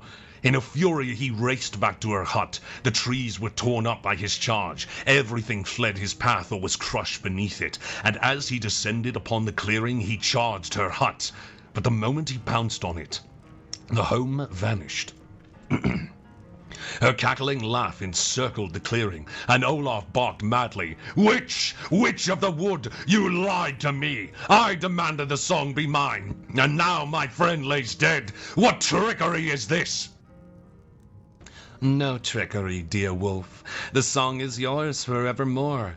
Let your greed keep it to your memories and your ears, and may it keep you always, as you hear nothing else. The witch's laugh faded away, and suddenly Olaf heard it. The canary's song, warped and out of tune.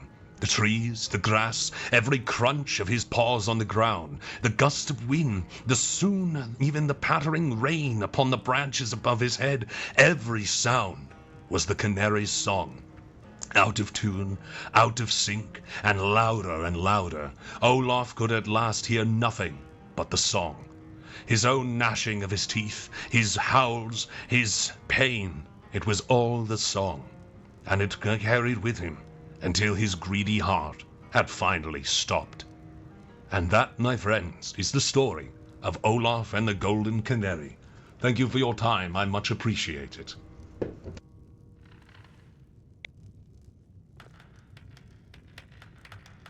Thank you, your applause are too much.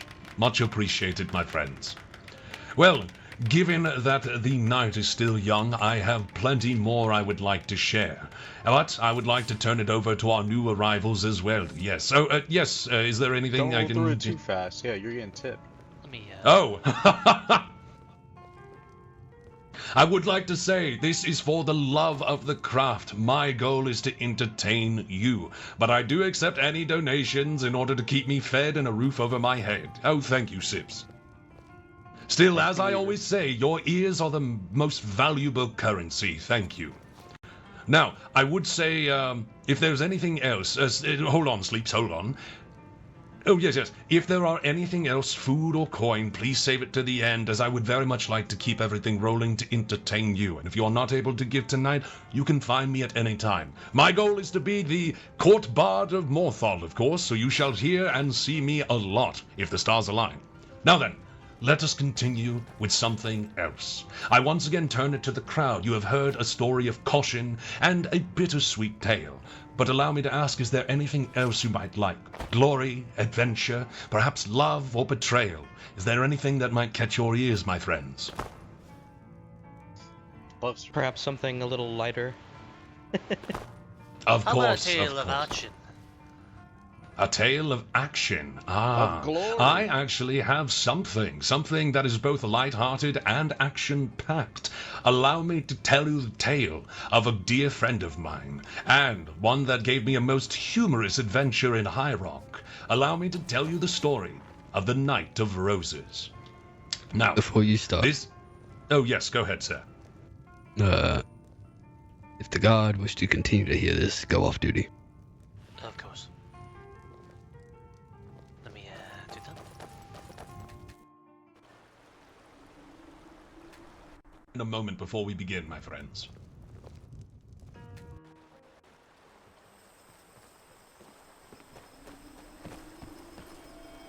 We just saw him, and we were just trying to give him a hard time because he's around begging for money when he obviously more people need it than he does. That's all I'm saying.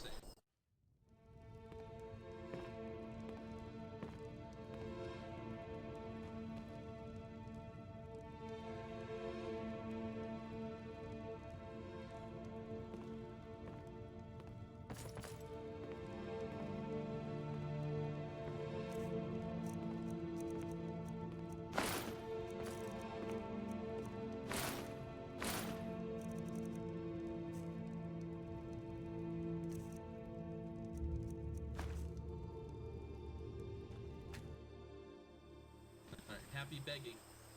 We had a bunch of lizards. They heard that. Yes, yes. Perfectly fine. I think those are sons of Talos, by the way. Oh, yeah. Why did you not say that? Yeah, why do you not say this when there's guards around? Because I don't know for sure. That's why. It doesn't matter. You tell us if you think, and then we'll detain him and figure it out. Hold on, Jarl's gonna be sitting here for a moment. Jarl needs to swap clothes.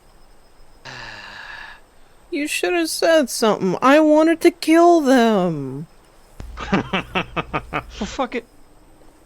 Okay, listen. Yeah, last time I did something like that. I got yelled at. That's why. Honestly, that's fair. If they come by again, just let us know. Yes, we'll do. I mean, I'll be here all night, so I still got.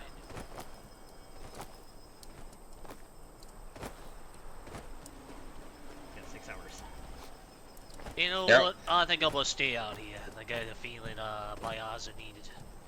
Jarl nothing will say that whenever he puts on traveling clothes, he doesn't usually take them off unless he's planning to stay in the city for a bit. Looking good in those This robes, is Jarl's city clothes. No, it was only like I didn't have any other armor in my inventory. Jarl is a miner. Alright, he can get paid good, but people are being genuine little rats.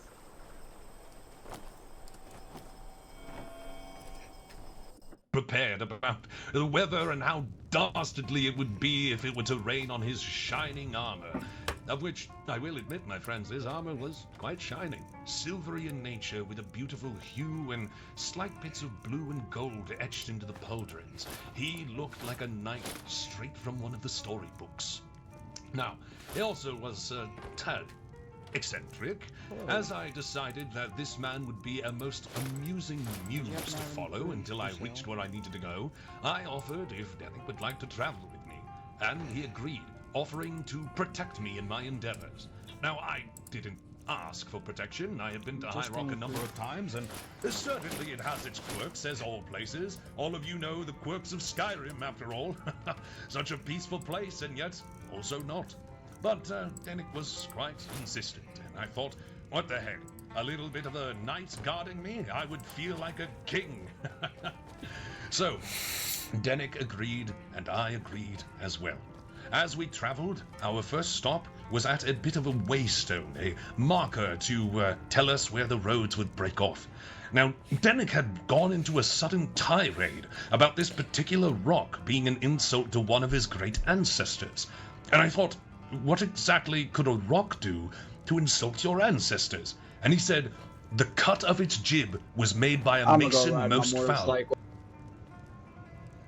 All right. Where was I? Yes. The cut of the jib of the mason that had carved this had insulted his family's legacy and all that they stood for. When I asked him to clarify, he pointed out several cracks in the rocks and said that those had been personally created to slight specifically him. I didn't believe it, obviously. That's quite a far-fetched claim, but he was quite passionate about it, so I allowed him his day in court. As he gave me a full story of the Mason and his terrible crimes and his great-grandfather having thrown down the gauntlet to this man and etc., etc. By the end of it, I had at least a few chapters for one of my latest tomes about this man. They would surely be a good seller of strange individuals. We continued our journey until we happened on the evening to an inn by the name of the Bronze Pitch. It was a small place, and as we entered, I immediately greeted the innkeeper and said I would need a drink and 2 rooms. When the innkeeper looked behind me and asked who I was with, and if I was sure I didn't want 1 room, he saw Denick, pointed to him, and said, absolutely not here, not again, get out. And I looked at Denick, who had yet to remove his helmet. And Denick looked at the innkeeper and said, foul beast, how dare you try to remove me from my castle? I'll have you know I am traveling with an important gentleman on important business for the king himself. I didn't think that High Rock had a king. I'm not familiar with the traditions there, but he was so insistent that the innkeeper shook his head and said, you can have the barn, just don't do anything again. Please, I don't have the money for this again. We took the barn. As I asked him what happened, he said that demons from Oblivion itself had once taken over the barn, and so being a heroic knight, he decided to set fire to it to trap the foul creatures and burn them back from whence they came. I would come to find out, after Dennick had gone to sleep, and I had gone to speak with the innkeeper, that these foul creatures were indeed a Daedra, a small scamp that had managed to break its way in, but for the most part it was just eating chickens. It was already being handled by the local branch of hunters in the area, but Dennick had taken it upon himself to kill, as he called it, a full-blown Dremora with a host of monsters at its heels, and he bravely cut them down before burning them away. Now, a smarter man at this time would start to realize that Dennick was a bad egg, or at the very least a foolish egg that I should not associate with, but I, my friends, am a man that gets himself in all manner of trouble, be it skooma addicts in Riften telling me philosophy of strange tides, or even the odd Whiterun check-in, which we all know how those go. I thought to myself, Dennick is a man that I'm going to have a most wonderful time retelling the story of to all the inns of Cyrodiil. This is a strange chicken that will lay surely a golden egg if I follow along. I congratulated Dennick on that morning of his heroic feats, and we continued our journey. Now, the last bit of our moments together, before I finally decided that enough was enough. Now keep in mind, we had had a few other misadventures that I won't bore you with, they weren't as great. We tried fishing, and in full plate mail he dove into the river, insisting that that was the best way to catch fish. We went hunting, and he assured me that charging it with a battle axe was the only way to truly get the best deer.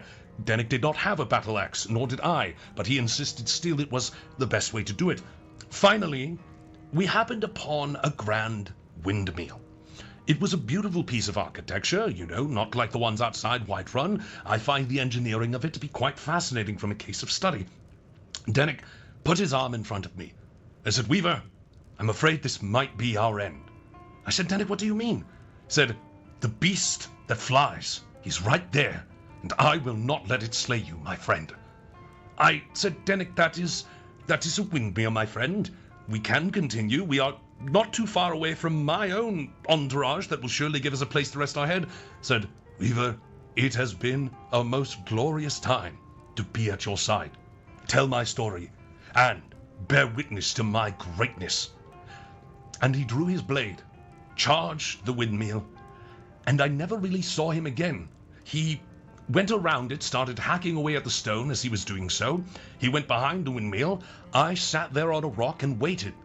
I waited, and I waited, until finally I decided I'd have enough, and I went to go investigate. There were some sword marks on the stone, but nothing else. Dennick had just disappeared. I had finally decided I'd had enough. I went about my business, met my entourage, told them everything I'd done, and the local lord, hearing the story, nodded somberly and said, "Yes, that is, that would be my half-brother. Please just don't mind him. We just sort of let him do what he wants as long as he doesn't hurt anyone." And I said, "Sir, what about the barn he burned down?"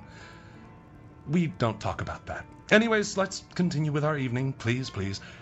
And that, my friends, is the story of the Knight of Roses, Dennick, the fool who would slay a great beast that would turn out to be nothing more than some windmills and, small creatures.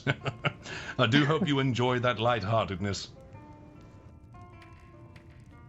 That was a wonderful tale. That was phenomenal. Oh, once again, you do me too much justice. Thank you, everyone. Thank you. Well, now, the evening is just starting. Let us go ahead and do another one before I take a short break so you all can stretch your legs and if there's anything you need to do. Allow me to offer once more to the audience. Is there anything I might offer that could be of interest that would end this first half of our show?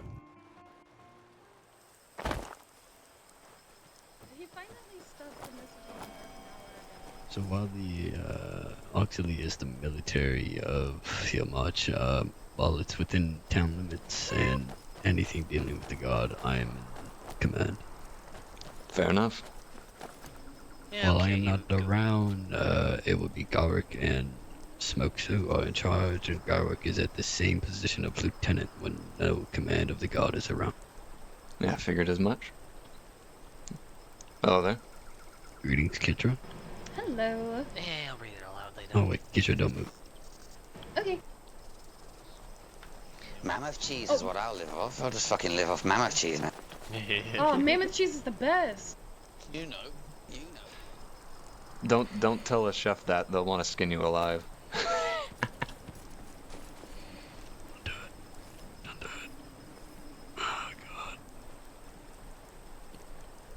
What are you gonna do? Arrest me? Take 60 septums off of my pockets? Huh? No, 61. Come here. No! I need help! My friend. He didn't even care. How are things? Good, good. I'm seeing a ghost. Is there someone here that I do not see? There is a see very me? big problem going within the realm of I see going you. invisible. I see Aldkiss, I see Ronan, and that's it. So, if you enter Samona's and right exit here. a building, Hello. it should relieve the issue after Oh a my month. god, that was terrifying. Hello, Oh, I'm the if you ghost do it of enough I don't times- know.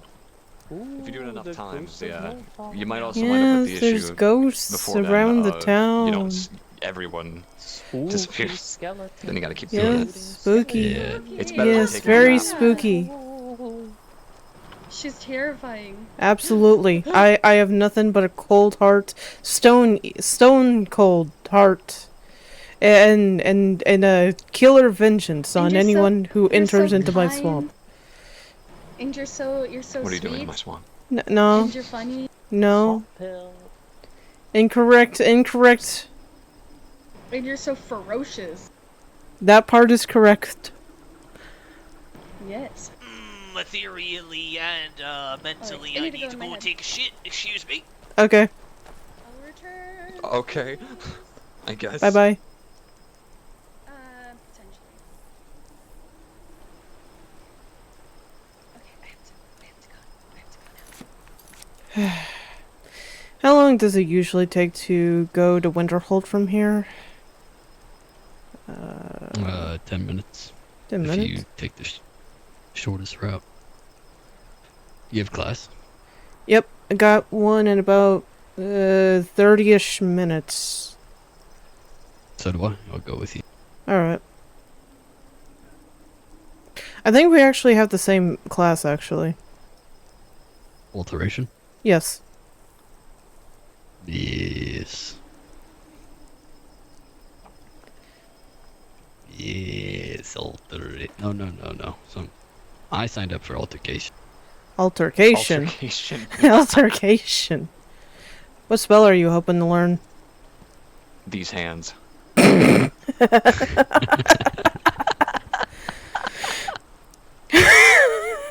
Why'd you run to the lake? Why did you run to the lake? Because. You Because. actually got me there. Yeah, I was Be hoping. proud, you're the first one to have me break. Yeah, I'm hoping I can learn, I don't know, oak flesh or something like that. I know it's kind of useless right now, but I'm hoping by the time I get it, it'll be better. It's not useless. Oh, it's not? It's not? No. It helps with, it helps.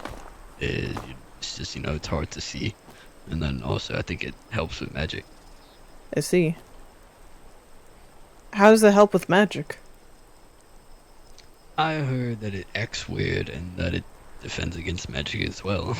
Oh, I did not know that part. Okay, so it's... But I have not tested. I have not proven.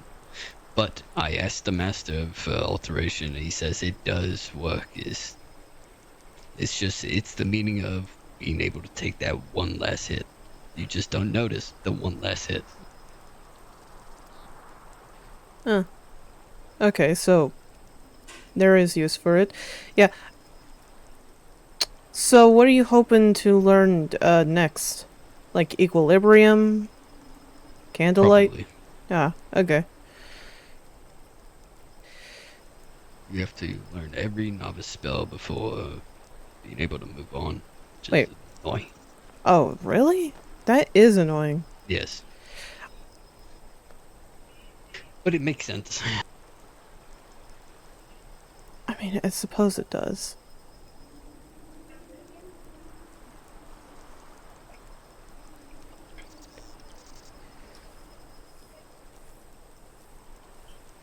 I mean, the only thing that they're offering right now is just novice, so... But I imagine that their magic, like, the actual, like...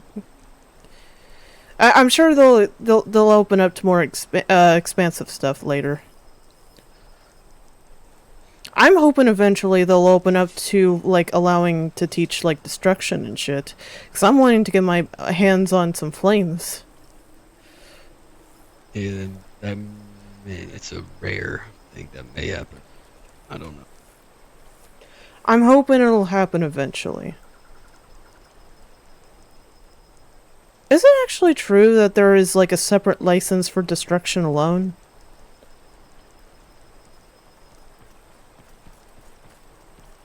I think I've heard of that. Alright, let me test here. Are there just 3 other people here right now? Hail, friends. Minus that Yeah. one? Yeah. Yes. Yeah, there is. Okay. Oh, just wanted to test that little invisibility thing. Indeed.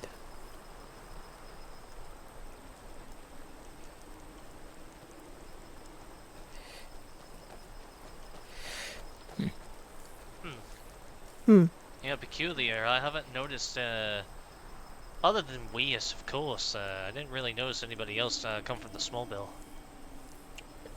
I think Iman was as well, I think. Weus and Iman. Did you notice anybody else that one? Of the guard, I mean? I've seen Weus today. I've seen...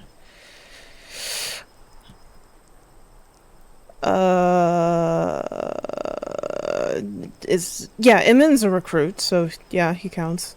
Alright. Okay, so 2. Alright, that's fine then.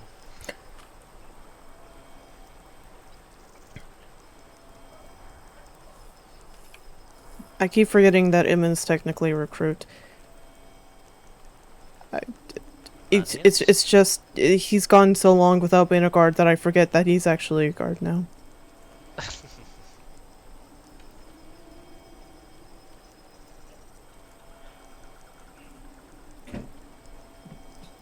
Well, I guess while we're standing out here, Captain, I'd like to formally thank you for the bonus granted to me and Satmona. Yeah, what he said. Oh yes, of course. It'll be your last. It will be your last bonus ever. I was just posting that back. Putting what?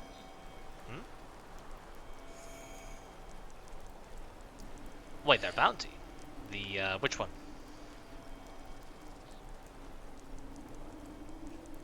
The one I just put up right now. Oh, okay. Well, I gotta look at... Where do I see that?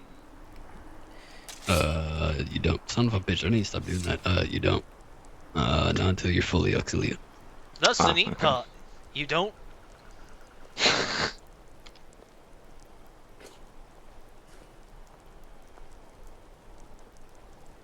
That's nice to meet you, ma'am. I'm Sakai. Wait a fucking minute.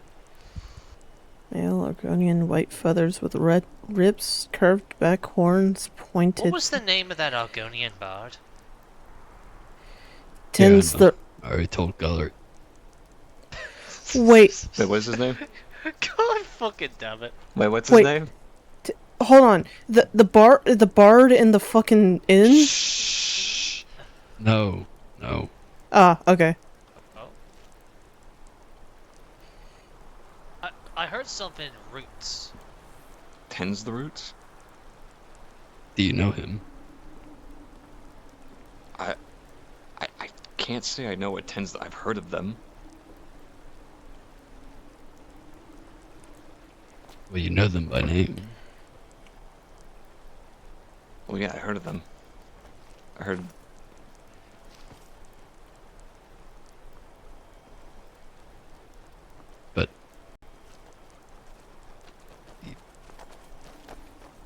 Good day, friends. Hello. Greetings. Any of you a steward of this fine hold? Say again? No, any of you a steward? No. No. What do you need the steward for? Just seeing if there's any property to be purchased. There'll be no property from what I know. Your best will be getting some sort of storage rental. Ah, no problem. Oh, thank you very much. Very well then. If you're looking for Well, take storage care. rental in particular, I believe the most I'd in has quite a few units available. I think Oh, I right down the have road. a storage waiting for me somewhere else, but I will have a look, thank you. Of course. Well, thanks for the information. Take care. Aye, travel safe. Safe travel.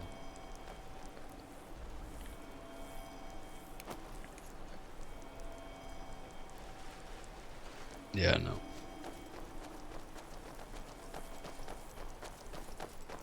So, where have you heard tend the roots? No, I just heard that. God damn it! I heard their name earlier today. I didn't meet them. Where were you when you heard the name? I think Dawnstar. Do you happen to remember what time? No, it was like an hour ago. I just heard someone mention the name, and I don't remember the context. I'm sorry. I just was. You're fine.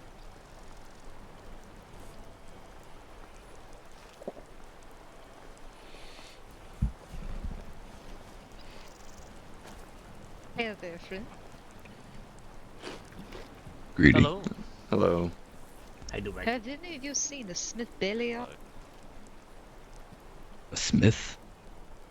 Named Belia. No. Never heard of that. Apologies. Unfortunate. Yeah, I do not believe that person comes through Morthal. I thought you told me he lived here, but perhaps he was telling stories. Anyways, would any of you know a Fletcher? If anybody's going to be selling arrows, Nibbles, do you have any arrows you want to sell? Always. Yeah, there you go. Quite literally my job. How many arrows do you need? And I only have steel. How much does steel go? I sell for five per bundle. A bundle is 24. I'll take 2 bundles. Alright, it's 10 septums.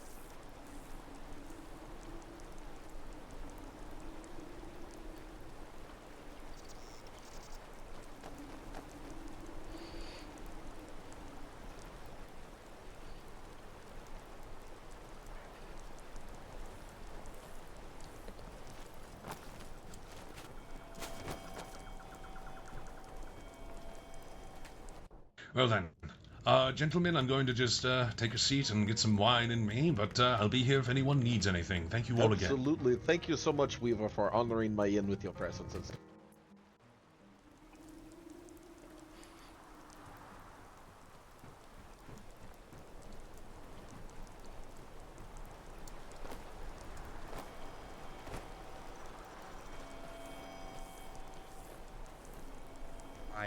Are thralls of Manamarco, just wandering around, trying to contact people that previously knew them. No. You didn't know that he's back. Nope. I don't get talked to told the steward anything. about it earlier. to do that? Nope, they don't tell me shit. And it fucking destroyed me. It just like took everything that I had out, and so you know. Galric, have you heard? What? Manamarco has been resurrected, sort I think of. I bugged up. Give me one more.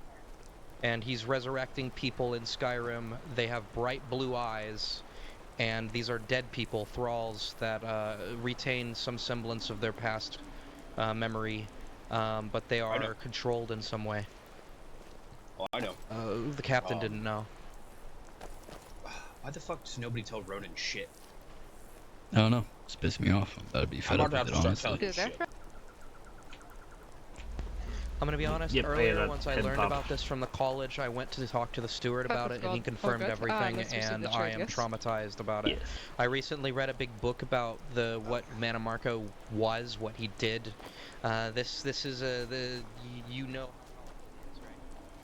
Manamarco he's has not practically been resurrected.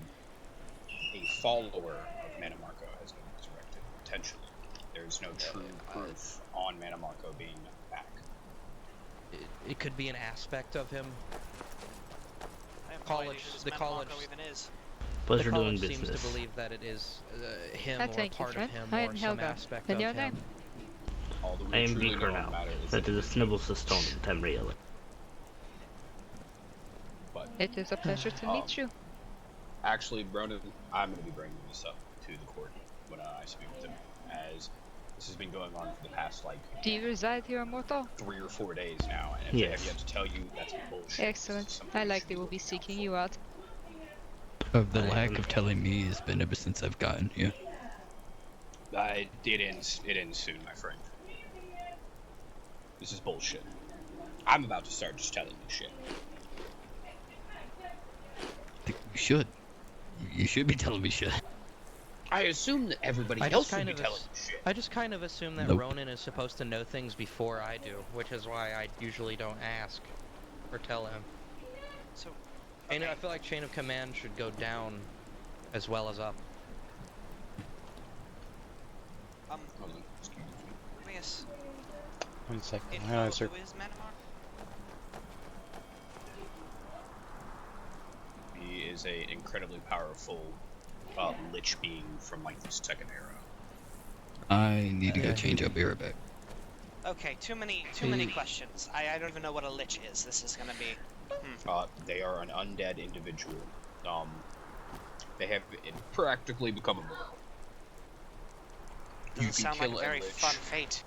You can kill a lich only by destroying its olfactory, which can be a trinket, it could be a tree, it could be a necklace, it could be a weapon, it could be a person.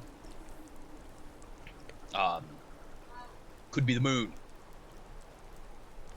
Manamarco is one of the most, the most powerful necromancer to have ever lived or existed, as far as I know. It is. He is apparently so powerful that he. Where is he? Yeah. Where is he? What did they say? He's right here. Dubog is alive and well. Wow. Everyone's around Oh, this man. thank the gods you're alive. There he is. Get him. I'm sorry I couldn't. I never knew a person could bend like that. I don't think there is anything anyone could. How's your spine, Dubag? Yeah. Everything's hurting really bad. I am concerningly out of context. It took a miracle from the temple. Oh wait, who said they're out of context? Yeah, I don't know what's going on actually. I don't know either. By a giant. Oh. Oh, the giants are back? Where? I saw it raise its club, No, and then I no, saw it hit him in Eamon. the ground. I've never seen someone Eamon. make that pose. It's a frost giant. Oh. It's a Not frost a giant. normal giant.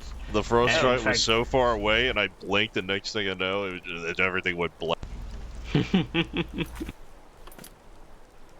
don't know Yeah, what happened. you crated into the ground, friend. You were making quite the Frickin' pose. Restoration magic must be good.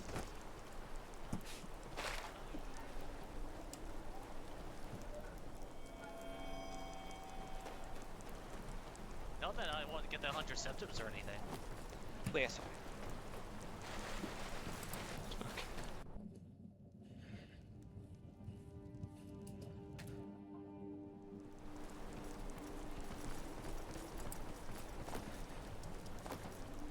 Come on in, man. What do you want? What do you? Fun last night. 1 second. Hey, Gyro, you mind if I take Weas up to Snowhawk and continue the training Alex Ness got forced back to the carriage?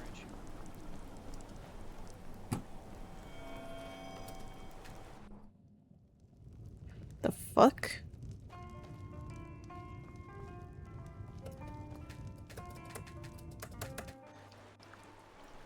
Did he already leave?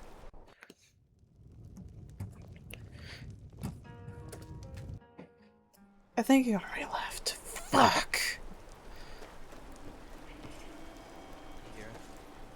You should have seen the look on. Actually, you did see the look on me and Lanash's face when we were outside the. Yeah, I think he fucking left, man. Fuck.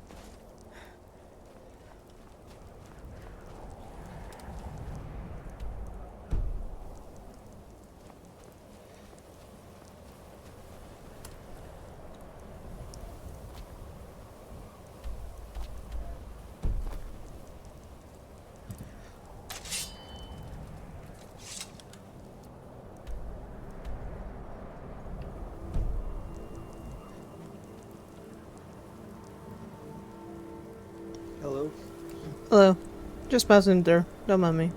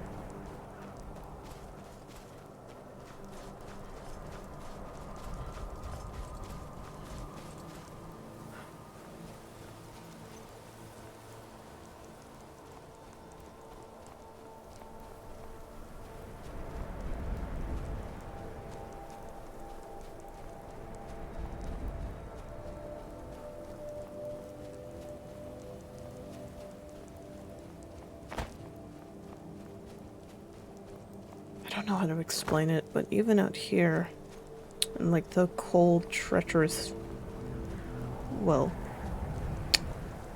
plains like this, it is quite a beauty to behold. Skyrim has a lot of beauty. I don't think it's talked about that much. At least, not as much as I would like to. I think people take it for granted.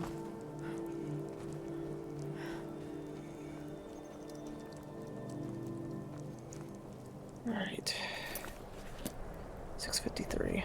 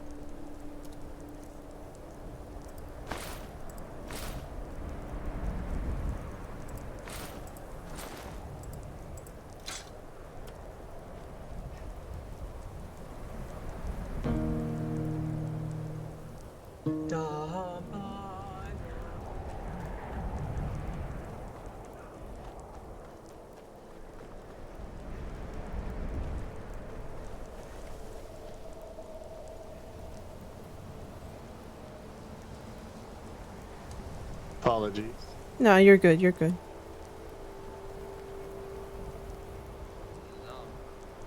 Greetings, lady.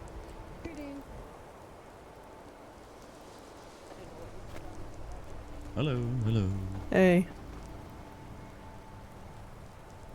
Did I beat you? I guess.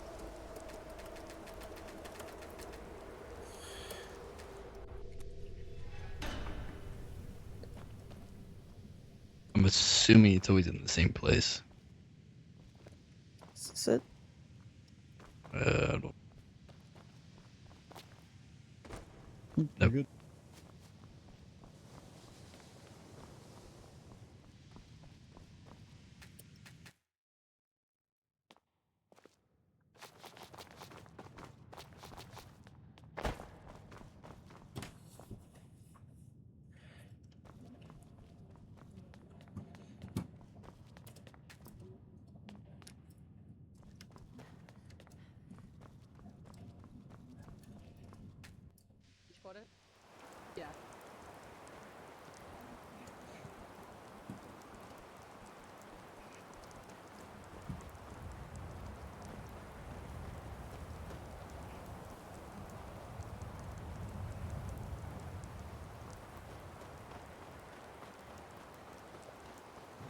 Yeah.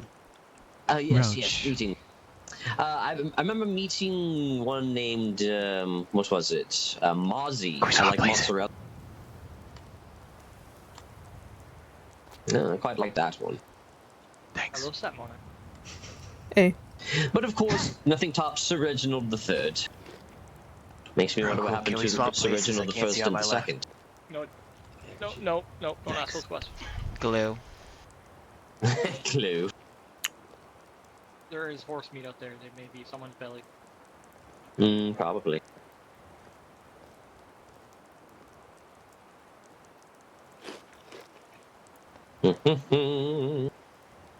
Four more minutes. 25 people signed up to this class, and I already have +2 here, so... So we're at half the capacity right now, so, you know, that wagon, it gets you. Those who do not prepare do not succeed. That's right. So that's why I very smartly planned a class after this class to help supplement those that are having difficulty with such. Seeing as how the alteration department is a little short on professors, you know, we like to plan these things, make sure everybody gets touched. Academically, that is. Upstairs.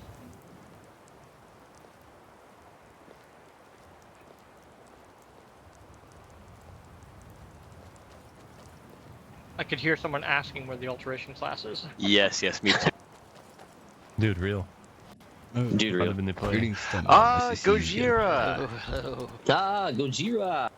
How are Hello, you? everyone. Apologies for not having my robes Heck yet. no, They you're told gonna me that fucking they, fall, dude. I survived for a I had to, I was allowed to That's just wear still not this for the worth the time being. risk. Whisper in the I watched back. Ellis fall out of the circle. It's like, oh! If you want to kick me out, I understand. I don't. No. mean to embarrass you, I my was friend. inspecting the digs, my friend. Oh, I see.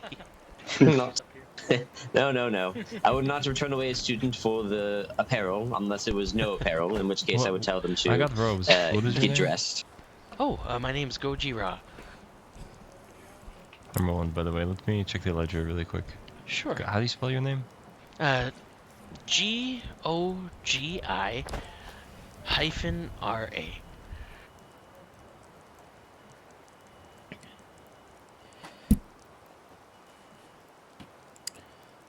Corlin, I can't find this guy in the ledger. He good? I have robes. He is a the School of vigilant Alteration. Ostendar. I don't think that he's a liar. He said G instead of J. I'm It's trying to- J. It's a G-O-J. Here goes you. Hey. Like in that. Yeah, he way. said G again, and I did see Gojira Yes. last semester as well, I believe. So. Okay, yeah, I was searching for G-O-G, you little sneaky Yeah. Argonian. Oh, Yeah, I'm sorry. Oh, let me get out of your way. Here, you come in. Did you trade in robes when you paid the tuition? Yes, I did. Alright, here you go, my friend. Okay, never. Yes, just get changed behind that little. You get changed behind that little rock over there, that little pillar. Just stone. Nobody peek. If you peek, I will kick you out of the class. Oh no. Wait, what am I not picking? I just got it. Just don't look at the Agonian changing behind us. That's... But you're looking in the same direction. That's why he's covered by the stone, thankfully. Lorthar, don't look now, but... Have we done attendance yet? So we have hit 8, but since we have the full lap, typically this class only usually takes like 30, 40-ish minutes. So I'm going to afford the folks like an extra 3 or so before we actually get started proper. And then we will go from there, my friends. Then the rodeo will begin, and we will begin exploring Mundus. Not literally, it's not a field trip. We're not going anywhere, but...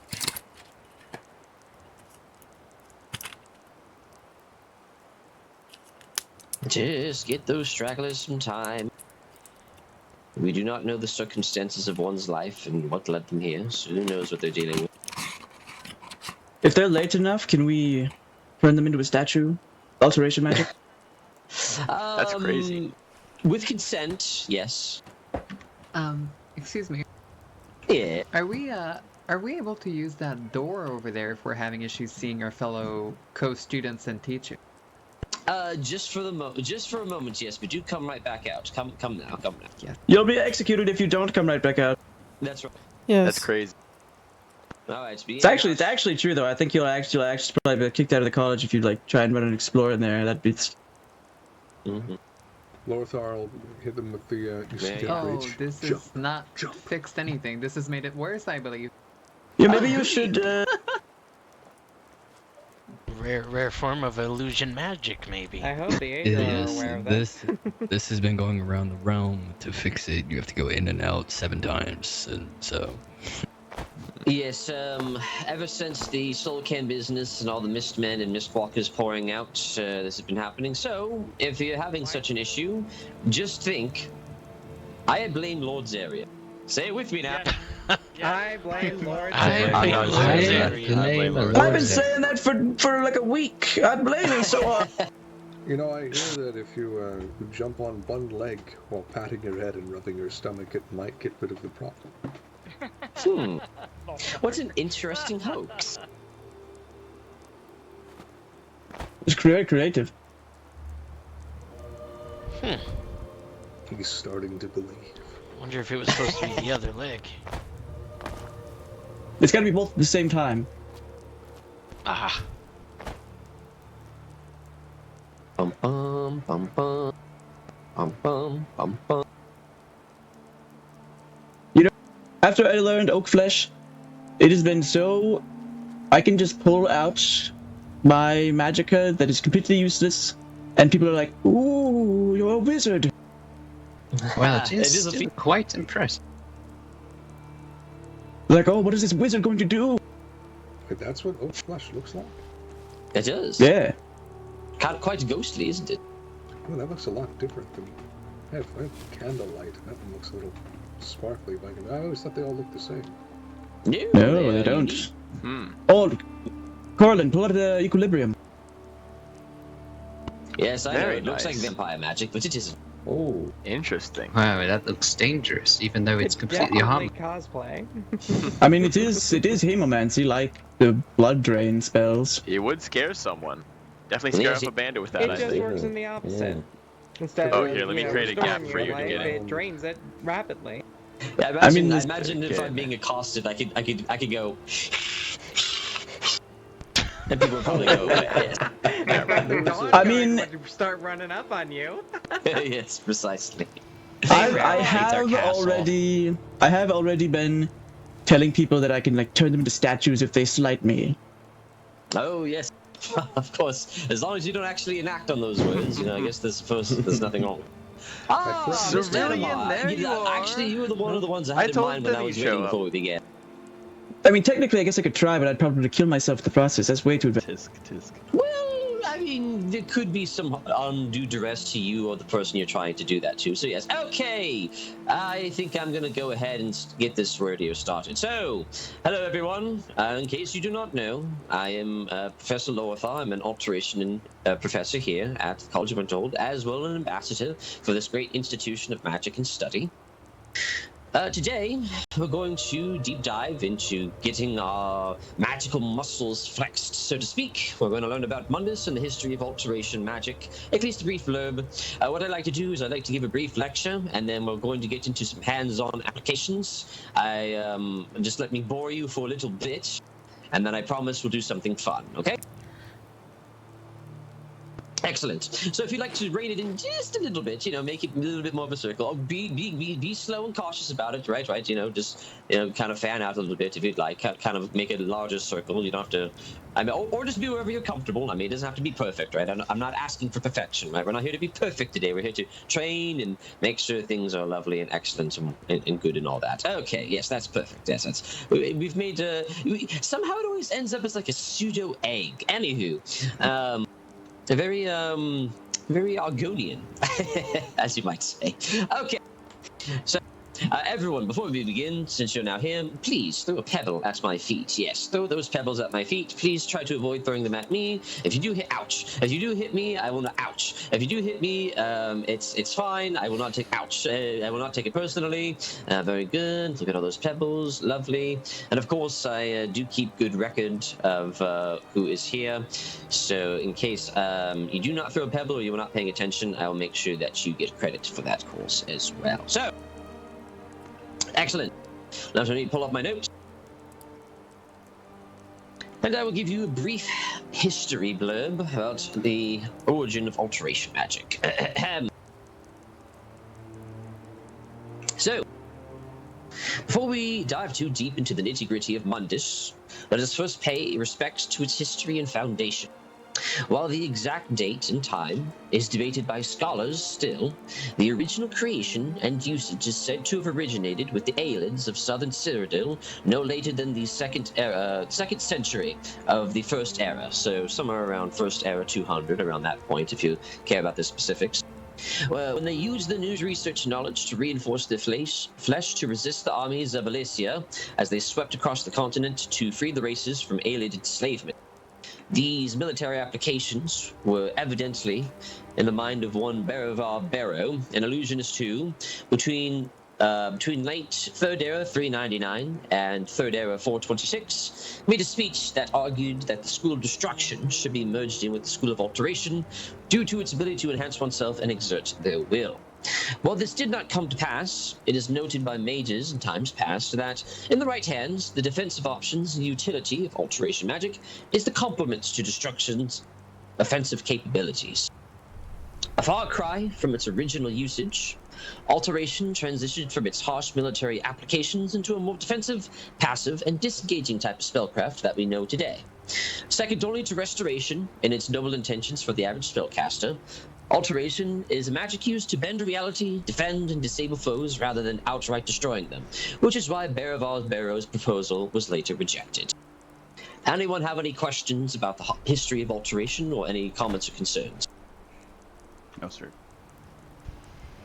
Just feel free to raise your hand if you have any comments or questions. Could you repeat the name of the person who wanted to combine the schools, please?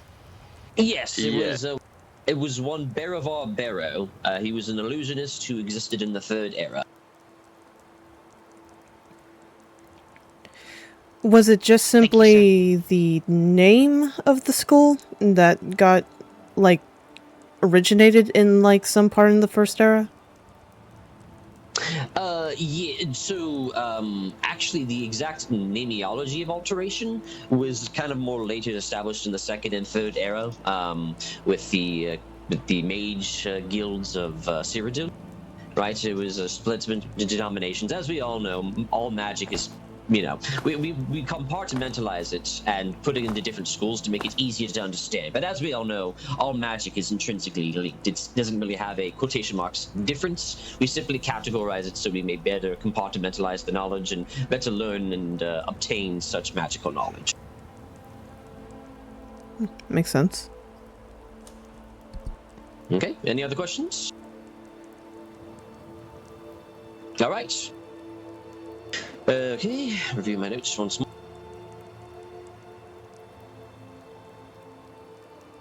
Righto, so, now that we have history out of the way, let's establish one concept as we go forward trying to learn Alteration magic.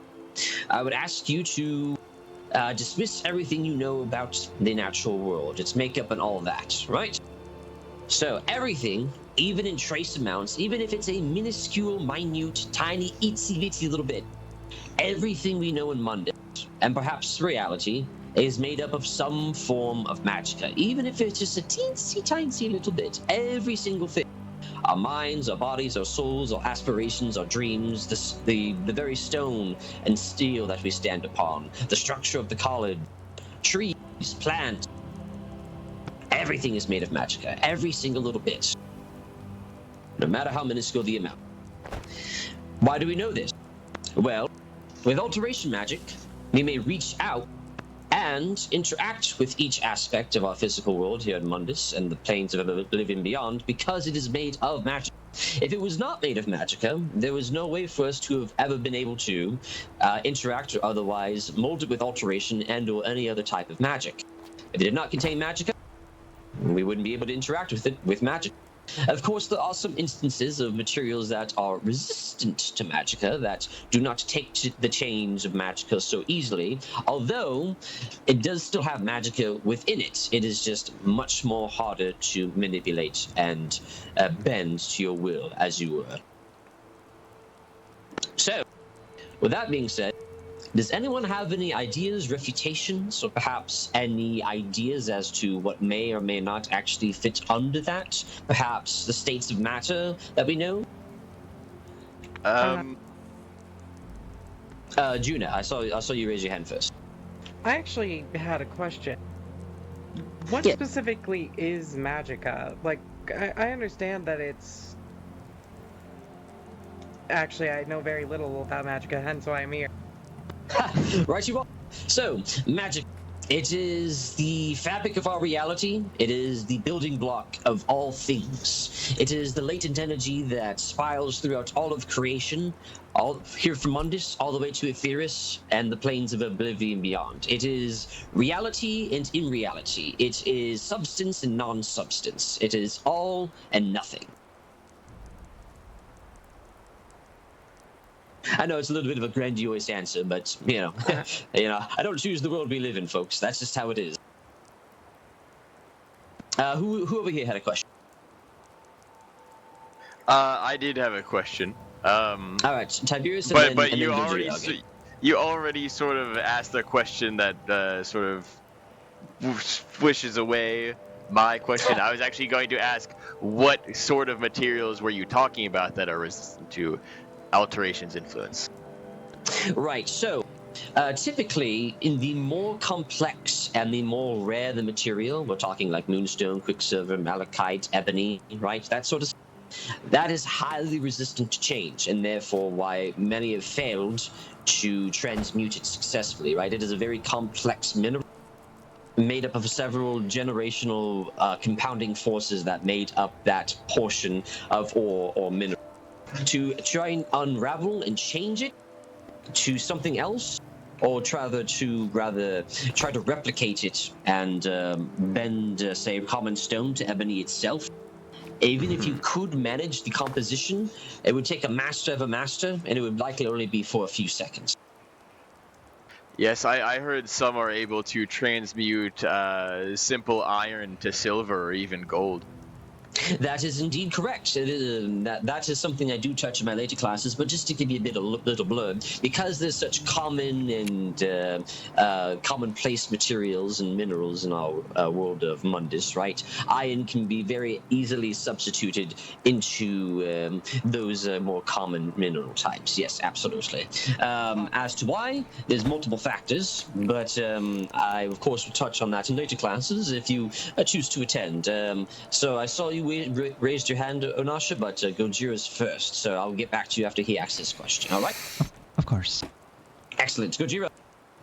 I was just wondering, so when someone passes on, what kind of happens to their magicka? Is it like retained, or does it sort of like disperse in a way, or how does that sort of happen with like our biology and such?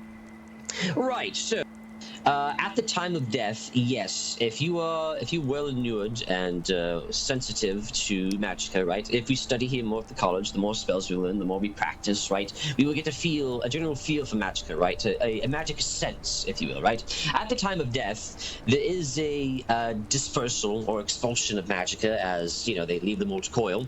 And there's many theories as to what happens. It just disperses back into Mundus. Some believe that the magicka goes up into Magnus and returns to Aetherius. Or, if you're a naughty boy and or girl, some Daedric prince claims you and the magicka goes there, so on and so forth. In the case of vampires, more like ball, that sort of deal, if that makes sense. Yes, thank you, Professor. Absolutely. Onasha? I had a question with the alteration affecting minerals and such. Does that also extend to such as souls and soul gems and other stuff like that? I see. So, yes. However, I would urge you take great caution with that line of questioning. And of course, I'm not saying, that's illegal, bad, kicked out of class. No. I'm just saying, when you come to alteration magic and the soul, you want to treat that as gingerly as possible. The soul is a very complex machination, us being dynamic fonts of magicka, right? So when you are dealing with such a subject, it is entirely possible. However, it is also extremely sensitive. It would take many, many years of ginger care, research, and practice to safely apply such concepts to the soul and soul gems, if that would answer your question. Yes, thank you so much. Absolutely. Orin! I apologize. So the way you described upon death that our magicka disperses and goes to somewhere we're not sure where, it's like you describe it as the soul. Correct. Yes. The soul, like I said, everything. No, I do mean this. Everything is made of magicka. Your mind, your memories, your soul, our corporeal bodies, the stonework, the trees, the plants, the winds, the ocean, everything. Even if it's just in a trace, minuscule amount, there is magicka inside of it. Thank you. Absolutely. So, in the case of the undead, we've all seen skeletal mages, correct? Mm-hmm. If magicka disperses upon your death, how are they drawing upon magicka still? Well, so that's a great question. Typically, in undeath, right, the soul is gone, right? However, the entity is animated, typically through necromancy or some latent energy about. There is great concentrations of magicka, sometimes in the tombs around Skyrim, such as the Draugr, right, that reanimate these forces and give them that animating force, that magicka inside of them. It's not necessarily a soul, but it's rather like a very complex puppet that can then use those powers they may or may not had in their lives. Thank you, Professor. Absolutely. Any other question? I do have one. Yes, that's Mona, please. So, as you said, just about any one of us has like pretty much has like magic in them if they have like, you know, basically a soul, right? So that being said, how come some people are more how do I put this, more capable of casting magic than others? Right, so that goes more into the history and the upbringing of many of the races of Tamriel. For example, I, not to brag, the mighty Altmer, right? Oh yes, that's hoity-toity high elves with our big pools of magic. It's there's many theories as to why we have a larger pool of magicka. It could be because of our ancestry. It could be because of our location where we came into the world. There are places in Tamriel that are more rich with magicka than others. So it could be a generational, it could be a genetic, it could be multitudes of factors that can determine one's pool of magicka and how efficable one can use it. But to give you a summative answer, it all comes down to how much you practice, your genetics, and the history of your race here in Tamriel. I see. All right, Mr. Anima. Yes. So maybe my question would be better a little louder. Yes. So you said the soul in undead is gone, right? How does this apply to vampires then? They seem to still retain their personality. Right. Ooh. Yeah, I know the answer to this one. Oh, sure, yes, please. I would actually love to hear your explanation, Ari. When you become a vampire, your soul is twisted by Molag Bal. It's you're cursed. See, technically, they say undead because your soul has been claimed by Molag Bal and can no longer go on to Archay or any other afterlife. It's less that they're dead and more that they're the things that they did when they were alive, they cannot do anymore. It's meant to be a curse that allows them to harm others and be harmed more greatly themselves. Precisely. So yes, vampires are a bit of a special case. So they do have souls still, right? But they are twisted and remain stagnant and last much, much, much longer due to the curse of, most commonly, the benefactor, yes, is Molag Bal. So they still do have one. It's just, once they bite the dust, no pun intended, it's not going to be a fun time for them. Right. Well, thank you. Absolutely. Chieftain Thormar. You had said before that when an individual dies, the magicka in their body is dispersed into whatever plane their soul ends up in through deed or through curse or through other things, yes? So I suppose this is more of a sort of an alteration and a conjuration question, a little. Okay. Daedra specifically have an ability that we mortals do not, whereupon if they die on a plane that is not their home, they simply reform and recoagulate into another form. Does that have to do with magicka, given that they, at least to my knowledge, don't contain souls like we do? Yes, and that is precisely why they're able to do so, right? So Jamora, Daedra, all that, they're very, very different from us mortals here on Mundus, right? So they're entirely different beasts. They operate on different rules altogether. So while they can come here to Mundus and die and reform where they are, us, with our vulnerable mortal souls, no matter where we go, when we die, typically, it kind of whoosh, disperses there, and we kind of travel through, and hopefully, wherever we fall, if it's not on the plane of Mundus, it is somewhere a little bit more benevolent, and hopefully not in the plains of any Daedric princes, as they are quite greedy when it comes to claiming anything that disperses in their realms, Chieftain Thormar. Does that answer your question? I believe so. All right, right, Tiberius.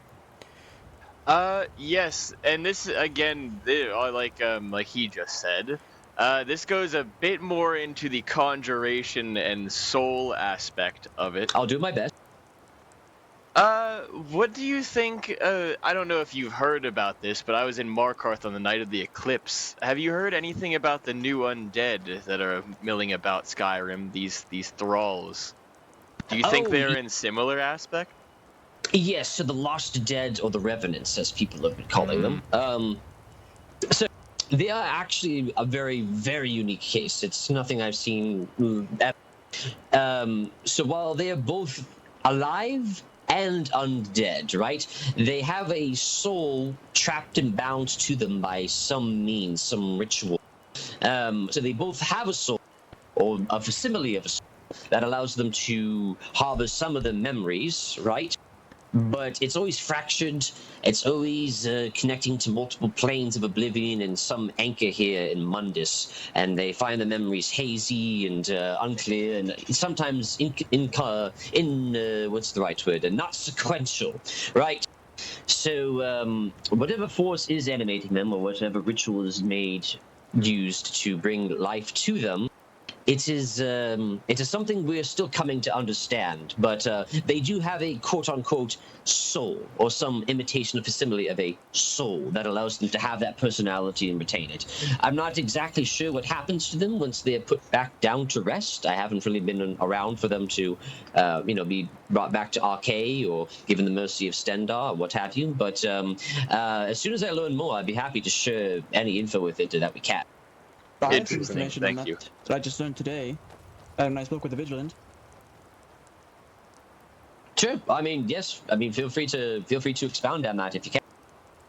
They performed a rite of arcade upon one of the Revenants, and an ancient Nordic burial rite, because that was what he requested, while he was still alive.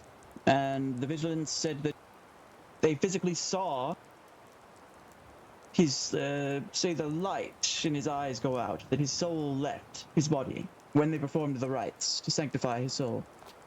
So they can be saved. Indeed, that is what they believe. That he turned it into a husk, to say, like, almost Jogger-like. Undead. Yes. That's really good news, actually. So interesting. It's nice to know that if you find any of these revenants or these lost dead, that since they have somehow found themselves retaining their soul from some weird means, I suppose they can be put to rest and go to Etheirys and live in whatever afterlife they were hoping to get for, whether it be Sovngarde or what have you. All right, Chief. I was only meaning to extrapolate on that a little further if I was able. Please.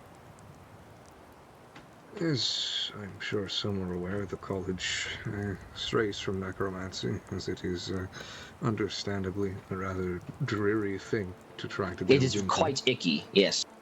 But in general, the way that I've explained this to some people is I want you to imagine that you were a blacksmith, right? You have a mold for a blade, and it is a beautiful mold that's been created very lovingly. It's perfect in every way. You pour your molten metal into it, And when you pull it out of the quenching and the blanching and all of that process, you have a wonderful blade. Now, the mold warps from the heat, from the process. When whatever's doing this attempts to put a mortal soul back into that same mold, rather than animating it in the traditional necromantic way, what at least I believe is ending up occurring is that, quite frankly, that soul was made for that body. So we try to pour the metal back in, the very same metal, and it comes out and it's still a blade, but it's warped, and chipped, dented, and it breaks when you strike with it. It's the case that the body, from the moment the soul leaves, decays and changes. So when you try to bring that soul back, you're putting it somewhere that it's never been, somewhere that it doesn't belong. And because of that, it can't fully adapt, and it unravels the vessel that it's in. That was a very apt comparison, Chieftain, and I must give you my not my condolences, my praise. Yes, no, that's quite good. That actually helps reframe it in a way that is very digestible, and I think is very valuable knowledge. Well done. I appreciate it. Absolutely. So yes, there you have it. It's like being alive, but it's imperfect, right? And well, I'm sure if they were pulled from the respective planes of oblivion, whatever Daedric Prince had claim over them were not very happy. So whoever's doing it is making a lot of people very upset in the planes of oblivion. So whoever is doing it, I guess stick it to those nasty, nasty Daedric Princes. Excellent, very good. Let us see here. Okay, well, I think we've yipper-yappered enough. I believe it's time to get to a practical exercise for today, as I'm sure many people are falling asleep at this point. So, Roland, are you still with us? Okay, good. Which course is it? Oh, yes, excellent. Alrighty. So, yes, if you'd like to form a little bit more of a circle, we're going to have a little kumbaya circle, right? We're all going to sit down, have a little kumbaya circle. I don't even know what that means, but it's an exciting word. Oh, yeah. Exactly. It's if need be, expand outwards a little bit more to let more people in. Is it fated to always be a semicircle? Yeah. Just count the bricks, maybe. Oh, smart. But what about the half bricks? I don't know. The circle is It all looks very all similar. these squares make a That's circle. why he's professor. All these squares do make a circle. Right. Okay. Yes, everyone, at your leisure, please take a seat. However, if you have been, so hold on. Actually, let's let everybody take a seat. Everybody take a seat. Okay, fine, if you say so. Now, if you have been in my class before, please stand up. Excellent. All right. I'm famous. That you are. So you two, while I begin explaining this initial process, I want you to hit that banister over there, and I want you to do spell drills. I want you to practice these spells that you have learned. Just kind of go through the motions. That's what you're going to be doing as I'm explaining this, and then eventually I'll have you come back over here and help folks who are struggling with getting the practical exercise down pat. You're going to be my teacher's assistants, okay? Yay, alright. Very good. So over there, go by the railing for the time being, practice your spells, do some spell drills, while I get these folks going. So, here we are in the little kumbaya. Now, each and every one of you, I want you to pull out a singular septum. One septum. You're not going to give it to me. You're going to keep it to yourself. No. We don't take bribes here. We don't take any more septums than we have to. Listen, 500 septums for the semester is already, a little, right, for the average denizen of Skyrim. So, everybody take out a septum and hold it in your hands. I would like you to pinch the septum between both your thumbs and your index fingers. Yeah. I want you to pull out both a septum and pinch it in between your thumbs and index fingers and form a bridge of sorts. What do I do if I don't have a septum? Here, I'll hand one over to you real quick. Oh. Thank you. Yes. And that one's free. You can hang on to that.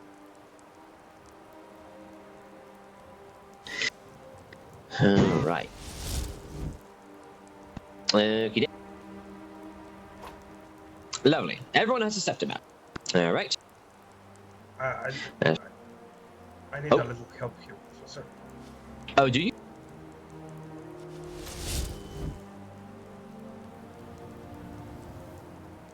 What do you need help with? Hello? Yeah, I don't know how to flex. Oh, behind you. This. Ah. What's going on, Grisha? Yeah. Well, what do you need? What do you need assistance with? I don't know what muscle flex for this. Or enter no. muscle. Yes. Your enter yeah, muscle. Yes. Yes.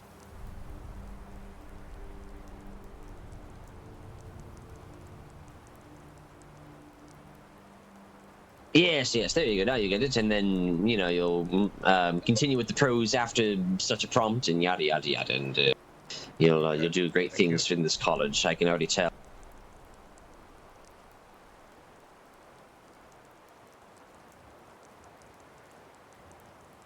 All right. Just about everybody seems like they have a septum out. Right, yeah, Chanel.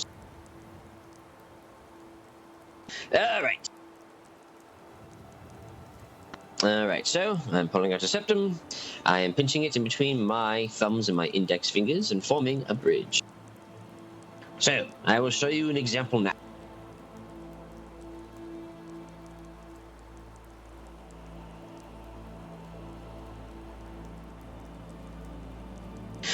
Okay, concentrate. So, the task at hand is we're attempting to form a bridge of sorts, right?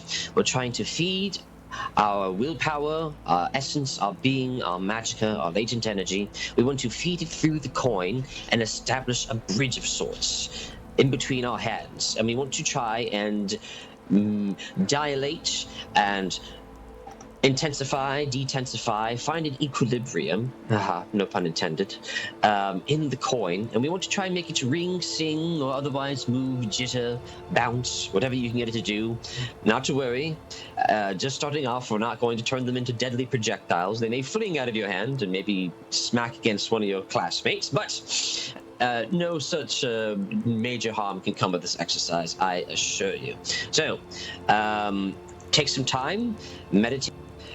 Think about your greatest achievement, or perhaps the greatest aspect of yourself. What makes you you? And attempt to bring that into your arms and make it flow through the coin.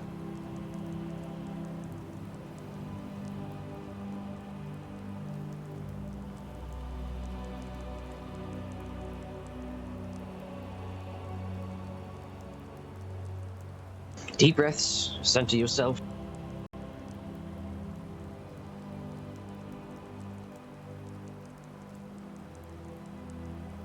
Your deepest and greatest strength, perhaps your greatest tragedy, something that motivates you, that defines you. Try to take that feeling and push it through the coin.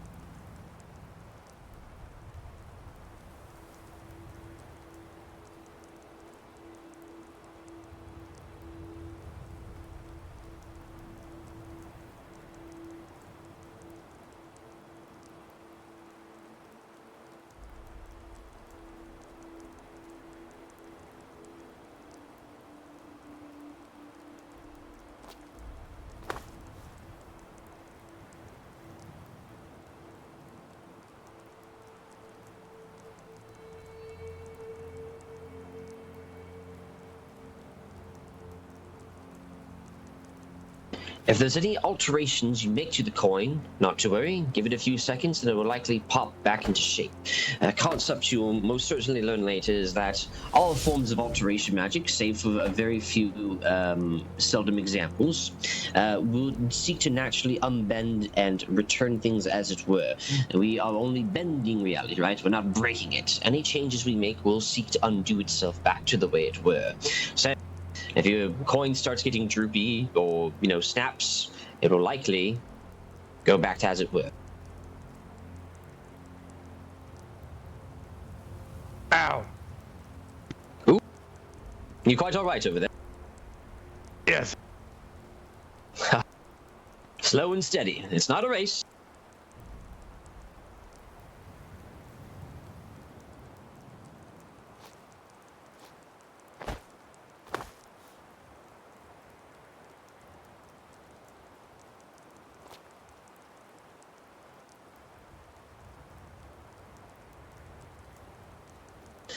Make a small flowing bridge to the coin. It may be hard to maintain this flow of magicka. Maybe you can get like bursts or pulses through. The key here is that we are flexing our magical muscles, right? We are getting that initial magicka control.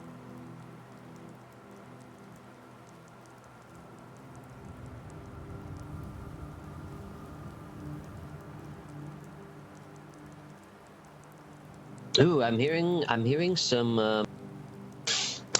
ringing. I'm hearing some vrooming. I'm hearing some singing from some coin.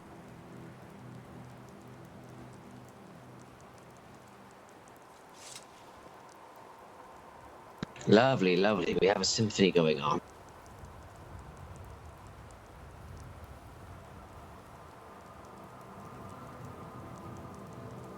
I think I see one spinning. That's quite entertaining.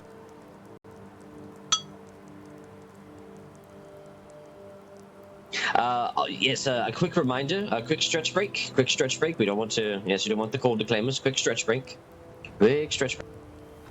Is it all right if mine bent a bit? Yes, it's quite Mine all right. snapped in half. Is that okay? Yes, it should be. If Mine you made flung on my face. If you made any alterations to your coin, if you made any alterations to the coin with your magicka, it should return to normal in a few seconds, unless you actually physically broke the septum, in which case I will not tell the Imperial Legion that you defaced the septum. That's a secret between you and the class. Finally, we're doing crimes as a class together. That's right, Arius. I conjured a coin from a realm. I put magicka through it. I decided to release it because I don't really know if that's been studied much. Yeah, maybe not. It's a cool idea, though, Rick. It did vibrate, and I did manage to shoot it into the sky, but I released it before it got out of my grasp. Yes, I'm sure some Dager out there was very confused as to why a coin in its purse has gone missing. So. Well, I actually don't conjure from a Daedra. I soul conjure from a bull I managed to bind with in the Great Hunt. Which being as Very good. it's from there, I'm kind of concerned. Excellent. If is anyone struggling? Is anyone having some issues? Is that a cry for help? Come back here. Not help, just it moved a little. Oh, good. Hey, that's progress. Hey, it's much better than nothing. Absolutely zilch, right? Yeah. I was trying. Very good. Why are we using your coin for this specifically? Aha! I knew someone would ask that question. Yes, good chieftain. Excellent observation. That is because gold is very conductive to magic. There are some materials that are more easily suffused with magicka, so this is why I choose the common septum. It is made of gold, and therefore easy to channel magicka through. It helps kind of get that initial exercise of getting that magicka flowing a little bit easier to kind of steal it into your minds and easily worm the concept into you.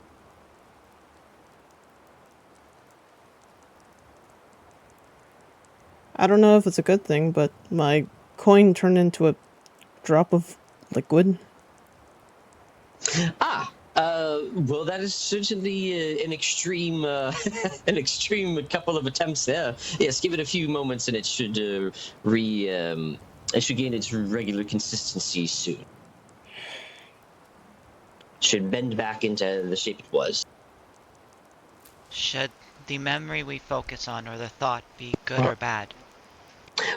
Well, I mean, obviously I have a bias towards smiles, laughs, and good feelings, but if there is something that, especially something recently, that evokes your emotions, your mind, your presence, your being, and you can use that to focus your willpower and yourself. You feel free to use it. You said that there were conductive materials. So resistant materials were the moonstone, quicksilver, ebony, malachite. What are conductive materials? Right. So as you know, right, this is a bit of a mineralogy thing. There are some minerals that have certain qualities when they are in higher purity, right? Gold, in higher concentration, never corrodes and never goes bad, and therefore is the most pure, and therefore can have magicka flow through it more easily, for it is a material that does not decay or otherwise, become impure very easily. Is it the same reason silver is what's used against things like vampires and the like? Exactly.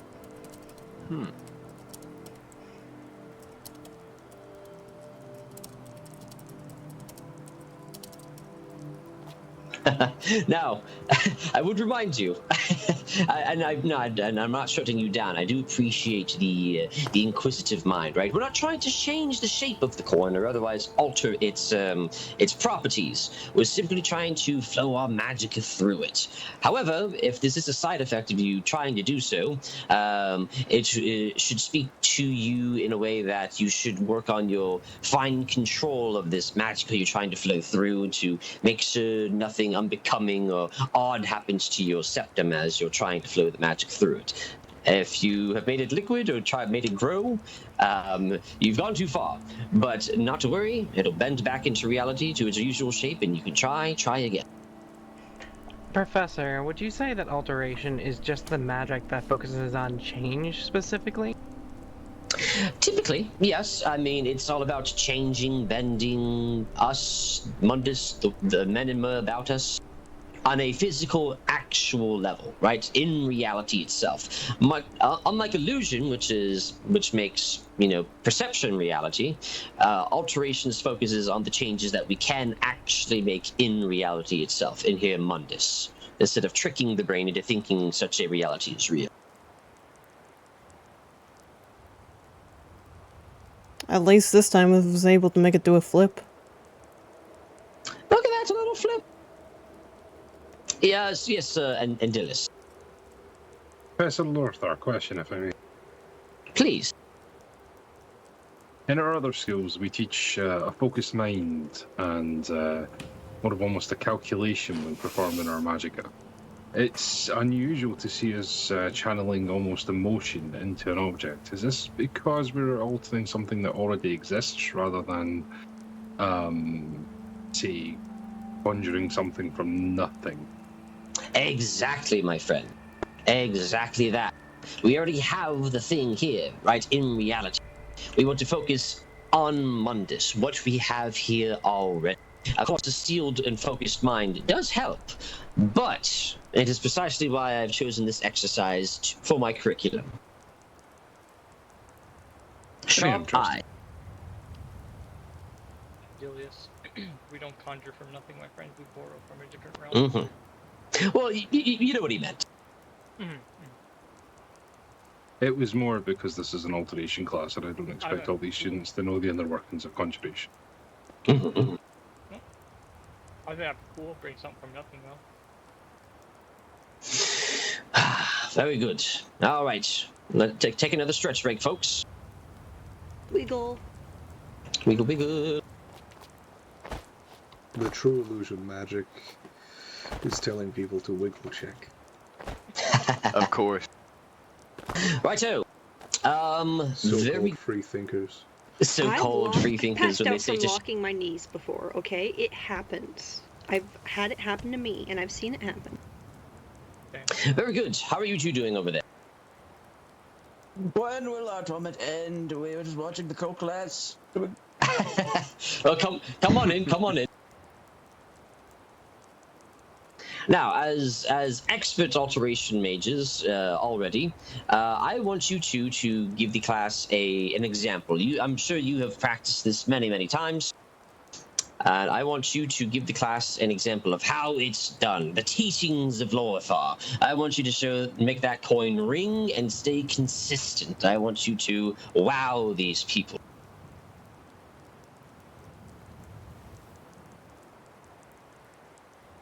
Might I ask you a question, Morthal?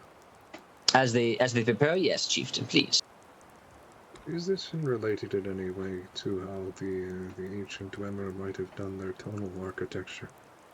Aha! Here's another clever observation from you, Chieftain. Yes, the exercise is based off of a little bit of excerpts I know from Dwarven, Dwemer tonal theory. Absolutely.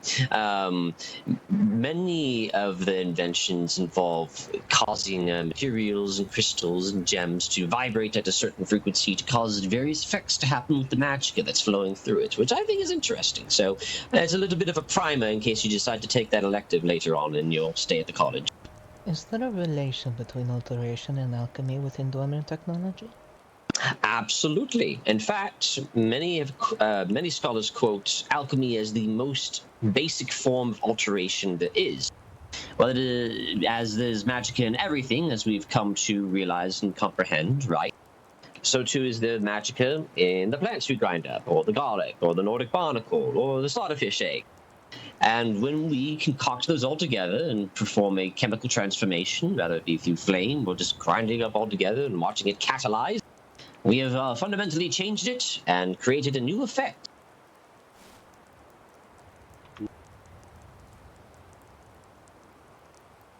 Ho-ho!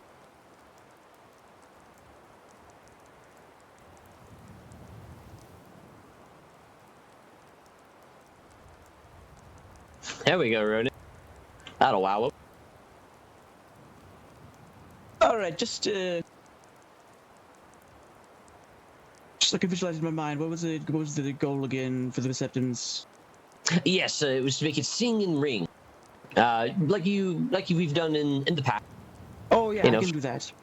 Yes, flow the magic through it. Make it a piercing wail. Make these good students cover their ears from how proudly you can make it sing. While I have a snack.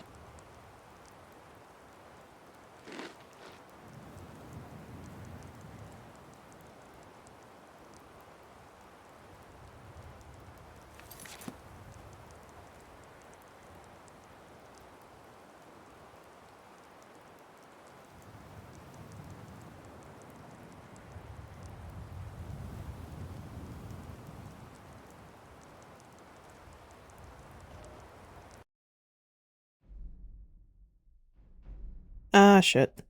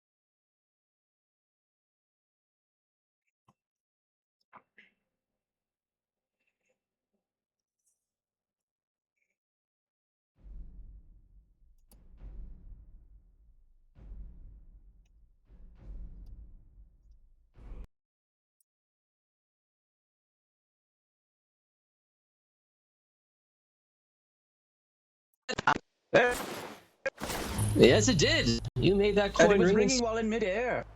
Oh, look at that. Now that's the good magic control right there. All right. Sounded like my mother-in-law. Ain't that right, brother? All right. All right, all. You may now stand. You may now stand.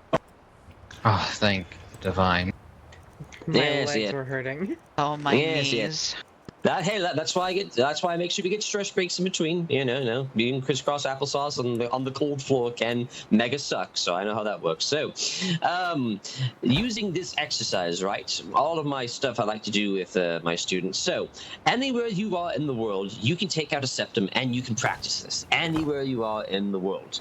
I like to impart something that you can practice anywhere you are at any moment, wherever you are in Mundus, so that you may practice, practice, practice, practice, practice. I'm not giving you any homework, telling you to do a certain amount of times. I want you, the student, to take an interest, to take that first step, to begin practicing on your own terms, not for me, but for yourselves, and the betterment of the control of your magicka and your career, perhaps, as a mage. So, with that conclusion, does anybody have any questions, comments, concerns at the end of this session that we've had here? Is it alteration magic that makes very loud noises? Is that considered hostile, like harming magic? That it's illegal? Yeah, I would err on the side of caution and say yeah. If it's at the very least a public disturbance, and it can be they'll take the imperial legacy and try to twist it in a certain way. So just be careful when you're doing that in public. So maybe when you're out in the wilds, maybe set upon some nice mossy rock, you can try it out. Yes, I feel like if some of these were like a little bit louder, they would be like actually. Sonar attacks, yes. Tiberius. Do you think that this is more closely related to telekinesis due to the rapid vibrations? It is. It can. The concepts and that exercise can absolutely be transferred to telekinesis when you get to that point. I believe so.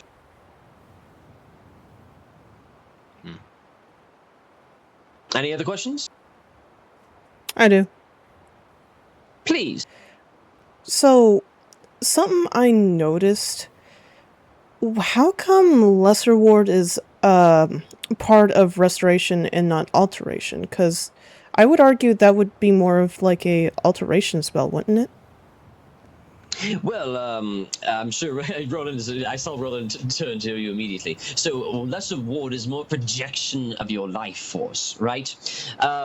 You could argue that there is some alteration involved, but otherwise, channeling that life force, that's typical of restoration magic. Healing people, all that. It is more of a complex projection of your life force, warding against magical or otherwise malefic energies. You're shielding yourself with your very life force, rather than forming a barrier of magicka and altering the world. It's more projecting from the self, by the self, for the self. I see. If you have, do you have anything you want to add on that, Roland, Mr. Head of Restoration? No, you kind of killed it. Good job. You very much paid attention in my classes. Good job, friend. That's why it can outright block spells instead of just protecting from the damage they deal, right? Correctamundo. It's also worth noting that when you're harnessing the ward, when you're healing somebody, you're aligning with the body to reverse the damage, whereas you're effectively reversing it before it happens. The actual mechanic of the block itself. You're healing it almost anti-destruction. Yes, precisely that. All right, any other questions? No. Going once, going twice. When can we learn to balance this? I'm watching you. All right. Sounds like waterfalls. But on a serious note, that's far down the line. But if you keep at it, I'm sure one of these days we'll have our hands on it. So with that said, if you, Paul Schmeier, I saw you came a little late. You can come and sit in on the next class, and I'll be happy to give you credit for that one, if that's all right with you, Mr. Paul Schmeier, if you have the time. I think I was signed up for the next class. I just didn't realize there was a class before this next class. Well then I'll be happy to have you. Yes, I'll be happy to have you two there and get you credits there. So, excluding those two that I just addressed, if you have not dropped a pebble towards me, please do so. And, of course, I have already dropped a pebble. Do we do it again? No. If you've already dropped a pebble, you're good. If you did not drop a pebble... throw a pebble at you if I've already dropped one? Yes. I mean, yes, we can do that. I'll cross-reference any repeats. If you want to be extra super... Just everybody throw a pebble at me. Just everyone do it again. Everyone throw a pebble at me. Come on. Get it over with. Get it over. Another one. Ouch. Gently place the pebble on the ground. Ouch. If I throw a septum. Ouch. I'm gonna pick it up and keep. Ouch. Who's Toss throwing a septum rocks to your at him? teacher. I'm throwing rocks. Ouch. altering the pebble. Ow. Okay, that's quite a... Oh, it missed. All right, very good. Then, with that said, whichever hold of residence you find yourselves in, I hope that you travel home safely, and that the divines be with you, and that you keep on casting. Practice with that coin as much as you can, and I wish you well, and that you all have great fortune and lovely lives. Corlin. Thank you, teacher. How much do the teachers get paid? Enough. Not enough. I will not speak my wages. Not enough. I think Enough he not can enough. alter to make more septums. Well, you see, my friend, those septums that you alter are going to turn back to how they were for after about 60 seconds, and then the store owner that you gypped is going to be very angry, and you're going to be in a lot of legal trouble. So please do not do that. Good to know. Can I give you a tip? I... Not like a literal one of septums. No, it's against college policy. See me after class. It's against college policy to take any Yeah, I any think bribes. it's against college policy. Well, yes, we can't do any business. We can't do any business on college campus. See me after class. We can't do any I'm college deaf in business one year on, and 40% deaf in the other year. What if it's your birthday though? Well, then Is it you your have to get birthday? off the college campus to do so. If it involves Wait, you monetary can't even gain. give you gifts on your birthday? Okay, well that's a little bit different. But my birthday's already passed this year, so. Are you sure? Are you sure it's not today? Well, yeah, but what happened last year today? If you Very well. alter your birthday to be today for 60 seconds. Happy birthday, Curly. Yeah, happy birthday. Yeah, we haven't celebrated your birthday since last year. Happy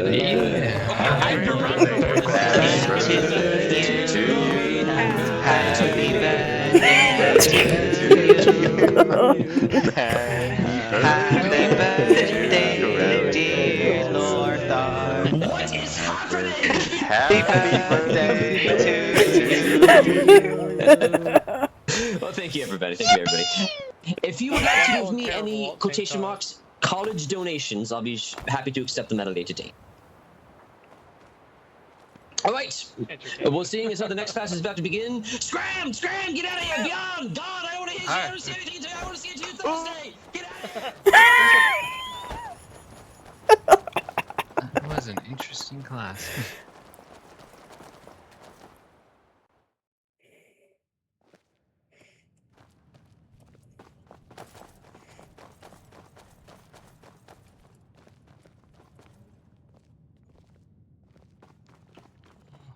Never.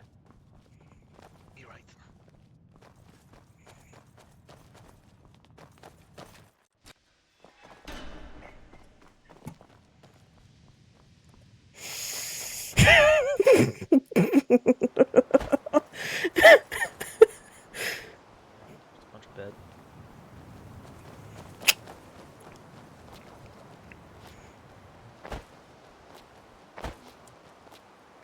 This over.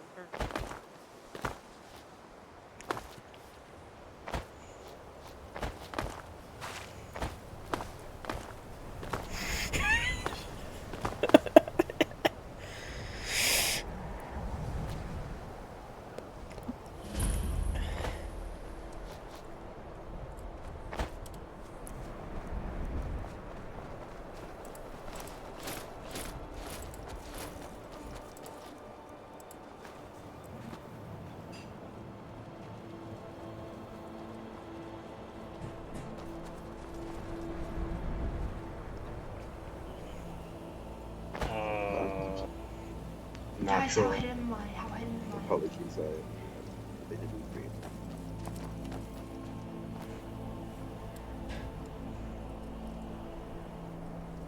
Is that a what? What the hell? What the hell is that?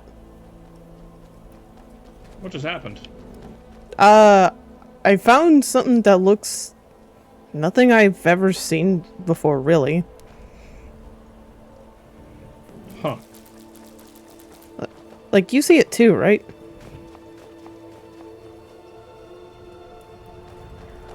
Are you looking at the corpse in the road? Is that what this Oh, is? like a ref, man? Well, it's a draw. Yeah. But it's slain. You don't need to worry about it. Yeah, it's taken care of. Oh. Within the, yes, part of the undead horde that is all over the fucking place. Wait, hold on. There's an undead horde all over the place? Not an undead horde. They show up from time to time, and sometimes there's a horde that later. Is this like a Winterhold issue, or did Were you not here last night by any chance? Like, I were you mean, not- I was here. Well, I mean, I wasn't in Winterhold last night. If that's what you're asking. I thought so. Yesterday it was like Skyrim wide bonanza happening, and there was undead hordes attacking every single hold. Somebody opened a portal to some other dimension, and now they're undead. Yeah. I mean, I was here last night, but I didn't see anything like this. I just saw like the sky turned red, and then something else happened with the sky, but I didn't. We were fighting off these guys last night. We were fighting them off in like groups of 5 for a while. Then they turned to like 1 at a time, sometimes 2. But there's a bunch of mist guys. Like if you go up the other exit, I don't know. Maybe they got removed already, but last night there was tons and tons of the little mist guys that shoot out icicles. I see. I was about to say, because, like, last night I was at Morthal and nothing like this happened over there. Maybe I just missed it. Do you want me to take you to the bigger spot? I mean, when I ran into one or two when we were transporting our scout over to the property there, so. Okay, if you go from here to Dawnguard, you'll see a lot of. I see. I'm gonna be out here, get some rest. So just. Yes, sir. Alright. Have a good rest. Well, see y'all.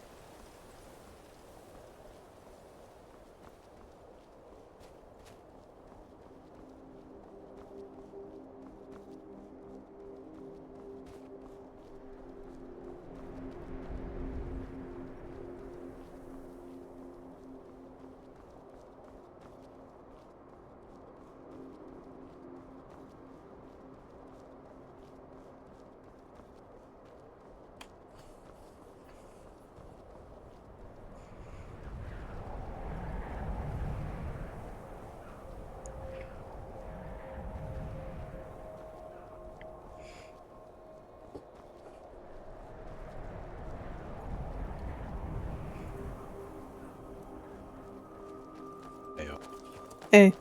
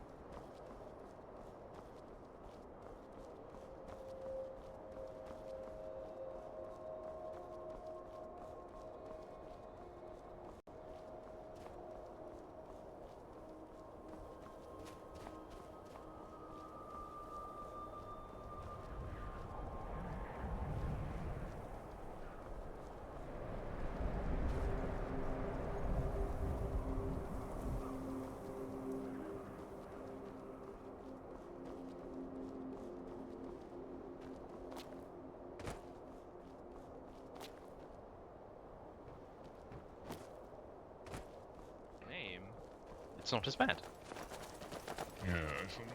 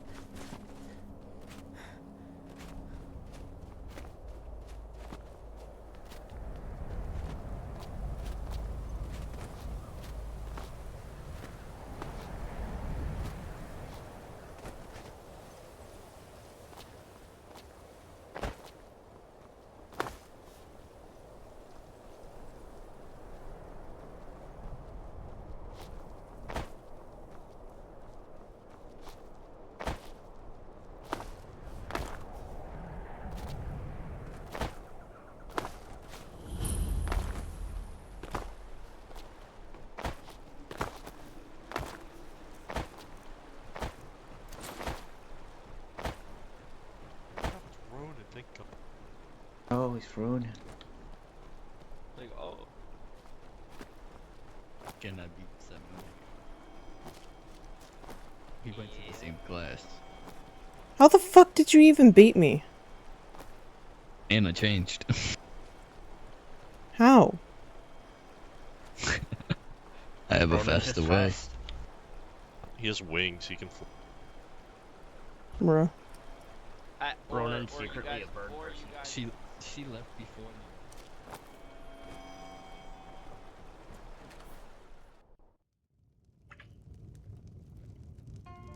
I think my hand would cook before the egg did. No, you got gloves on, you'll be fine. The moment you started saying anything, the man turned to me and stared me in my eye, gave me a little death stare. Why didn't you tell me you were trying to make a deal? Because you came out and you just started saying it. I didn't have the opportunity. People across the fire from us. Let me ask you a question. What do you? I said that at a normal volume. I didn't want to make it suspicious. He was within earshot. You're allowed to whisper. No, he was within earshot of a whisper. Then you could have said, "Can I, like, just say back up a second, like, and I'll back up." That just sounds suspiciously. Do you know if the steward or the jarl is around? I don't know. Alright, I'm gonna go. We haven't. check. See, this is why I sorry, just sorry. stick to being nice. I can't do the scamming. I'm not scamming people. Morthal guard, can I ask a question? Yeah, sure, what's up? I was wondering, do you guys have a loom that is open to the public behind the in counter, Morthal? Cadia. I don't believe we have a loom, unfortunately. However, you are. I think. Can't access anything. It's not like you can. Yeah, I think there is one in Solitude though. I think. All right. Perfect. Thank you. We're heading that way anyway, so hopefully they do. Of course, of course. They gotta build more looms because there's only like 3 in the whole Skyrim. Yeah. Excuse me, gentlemen. Hello. And hello again, What would you Caddy. like?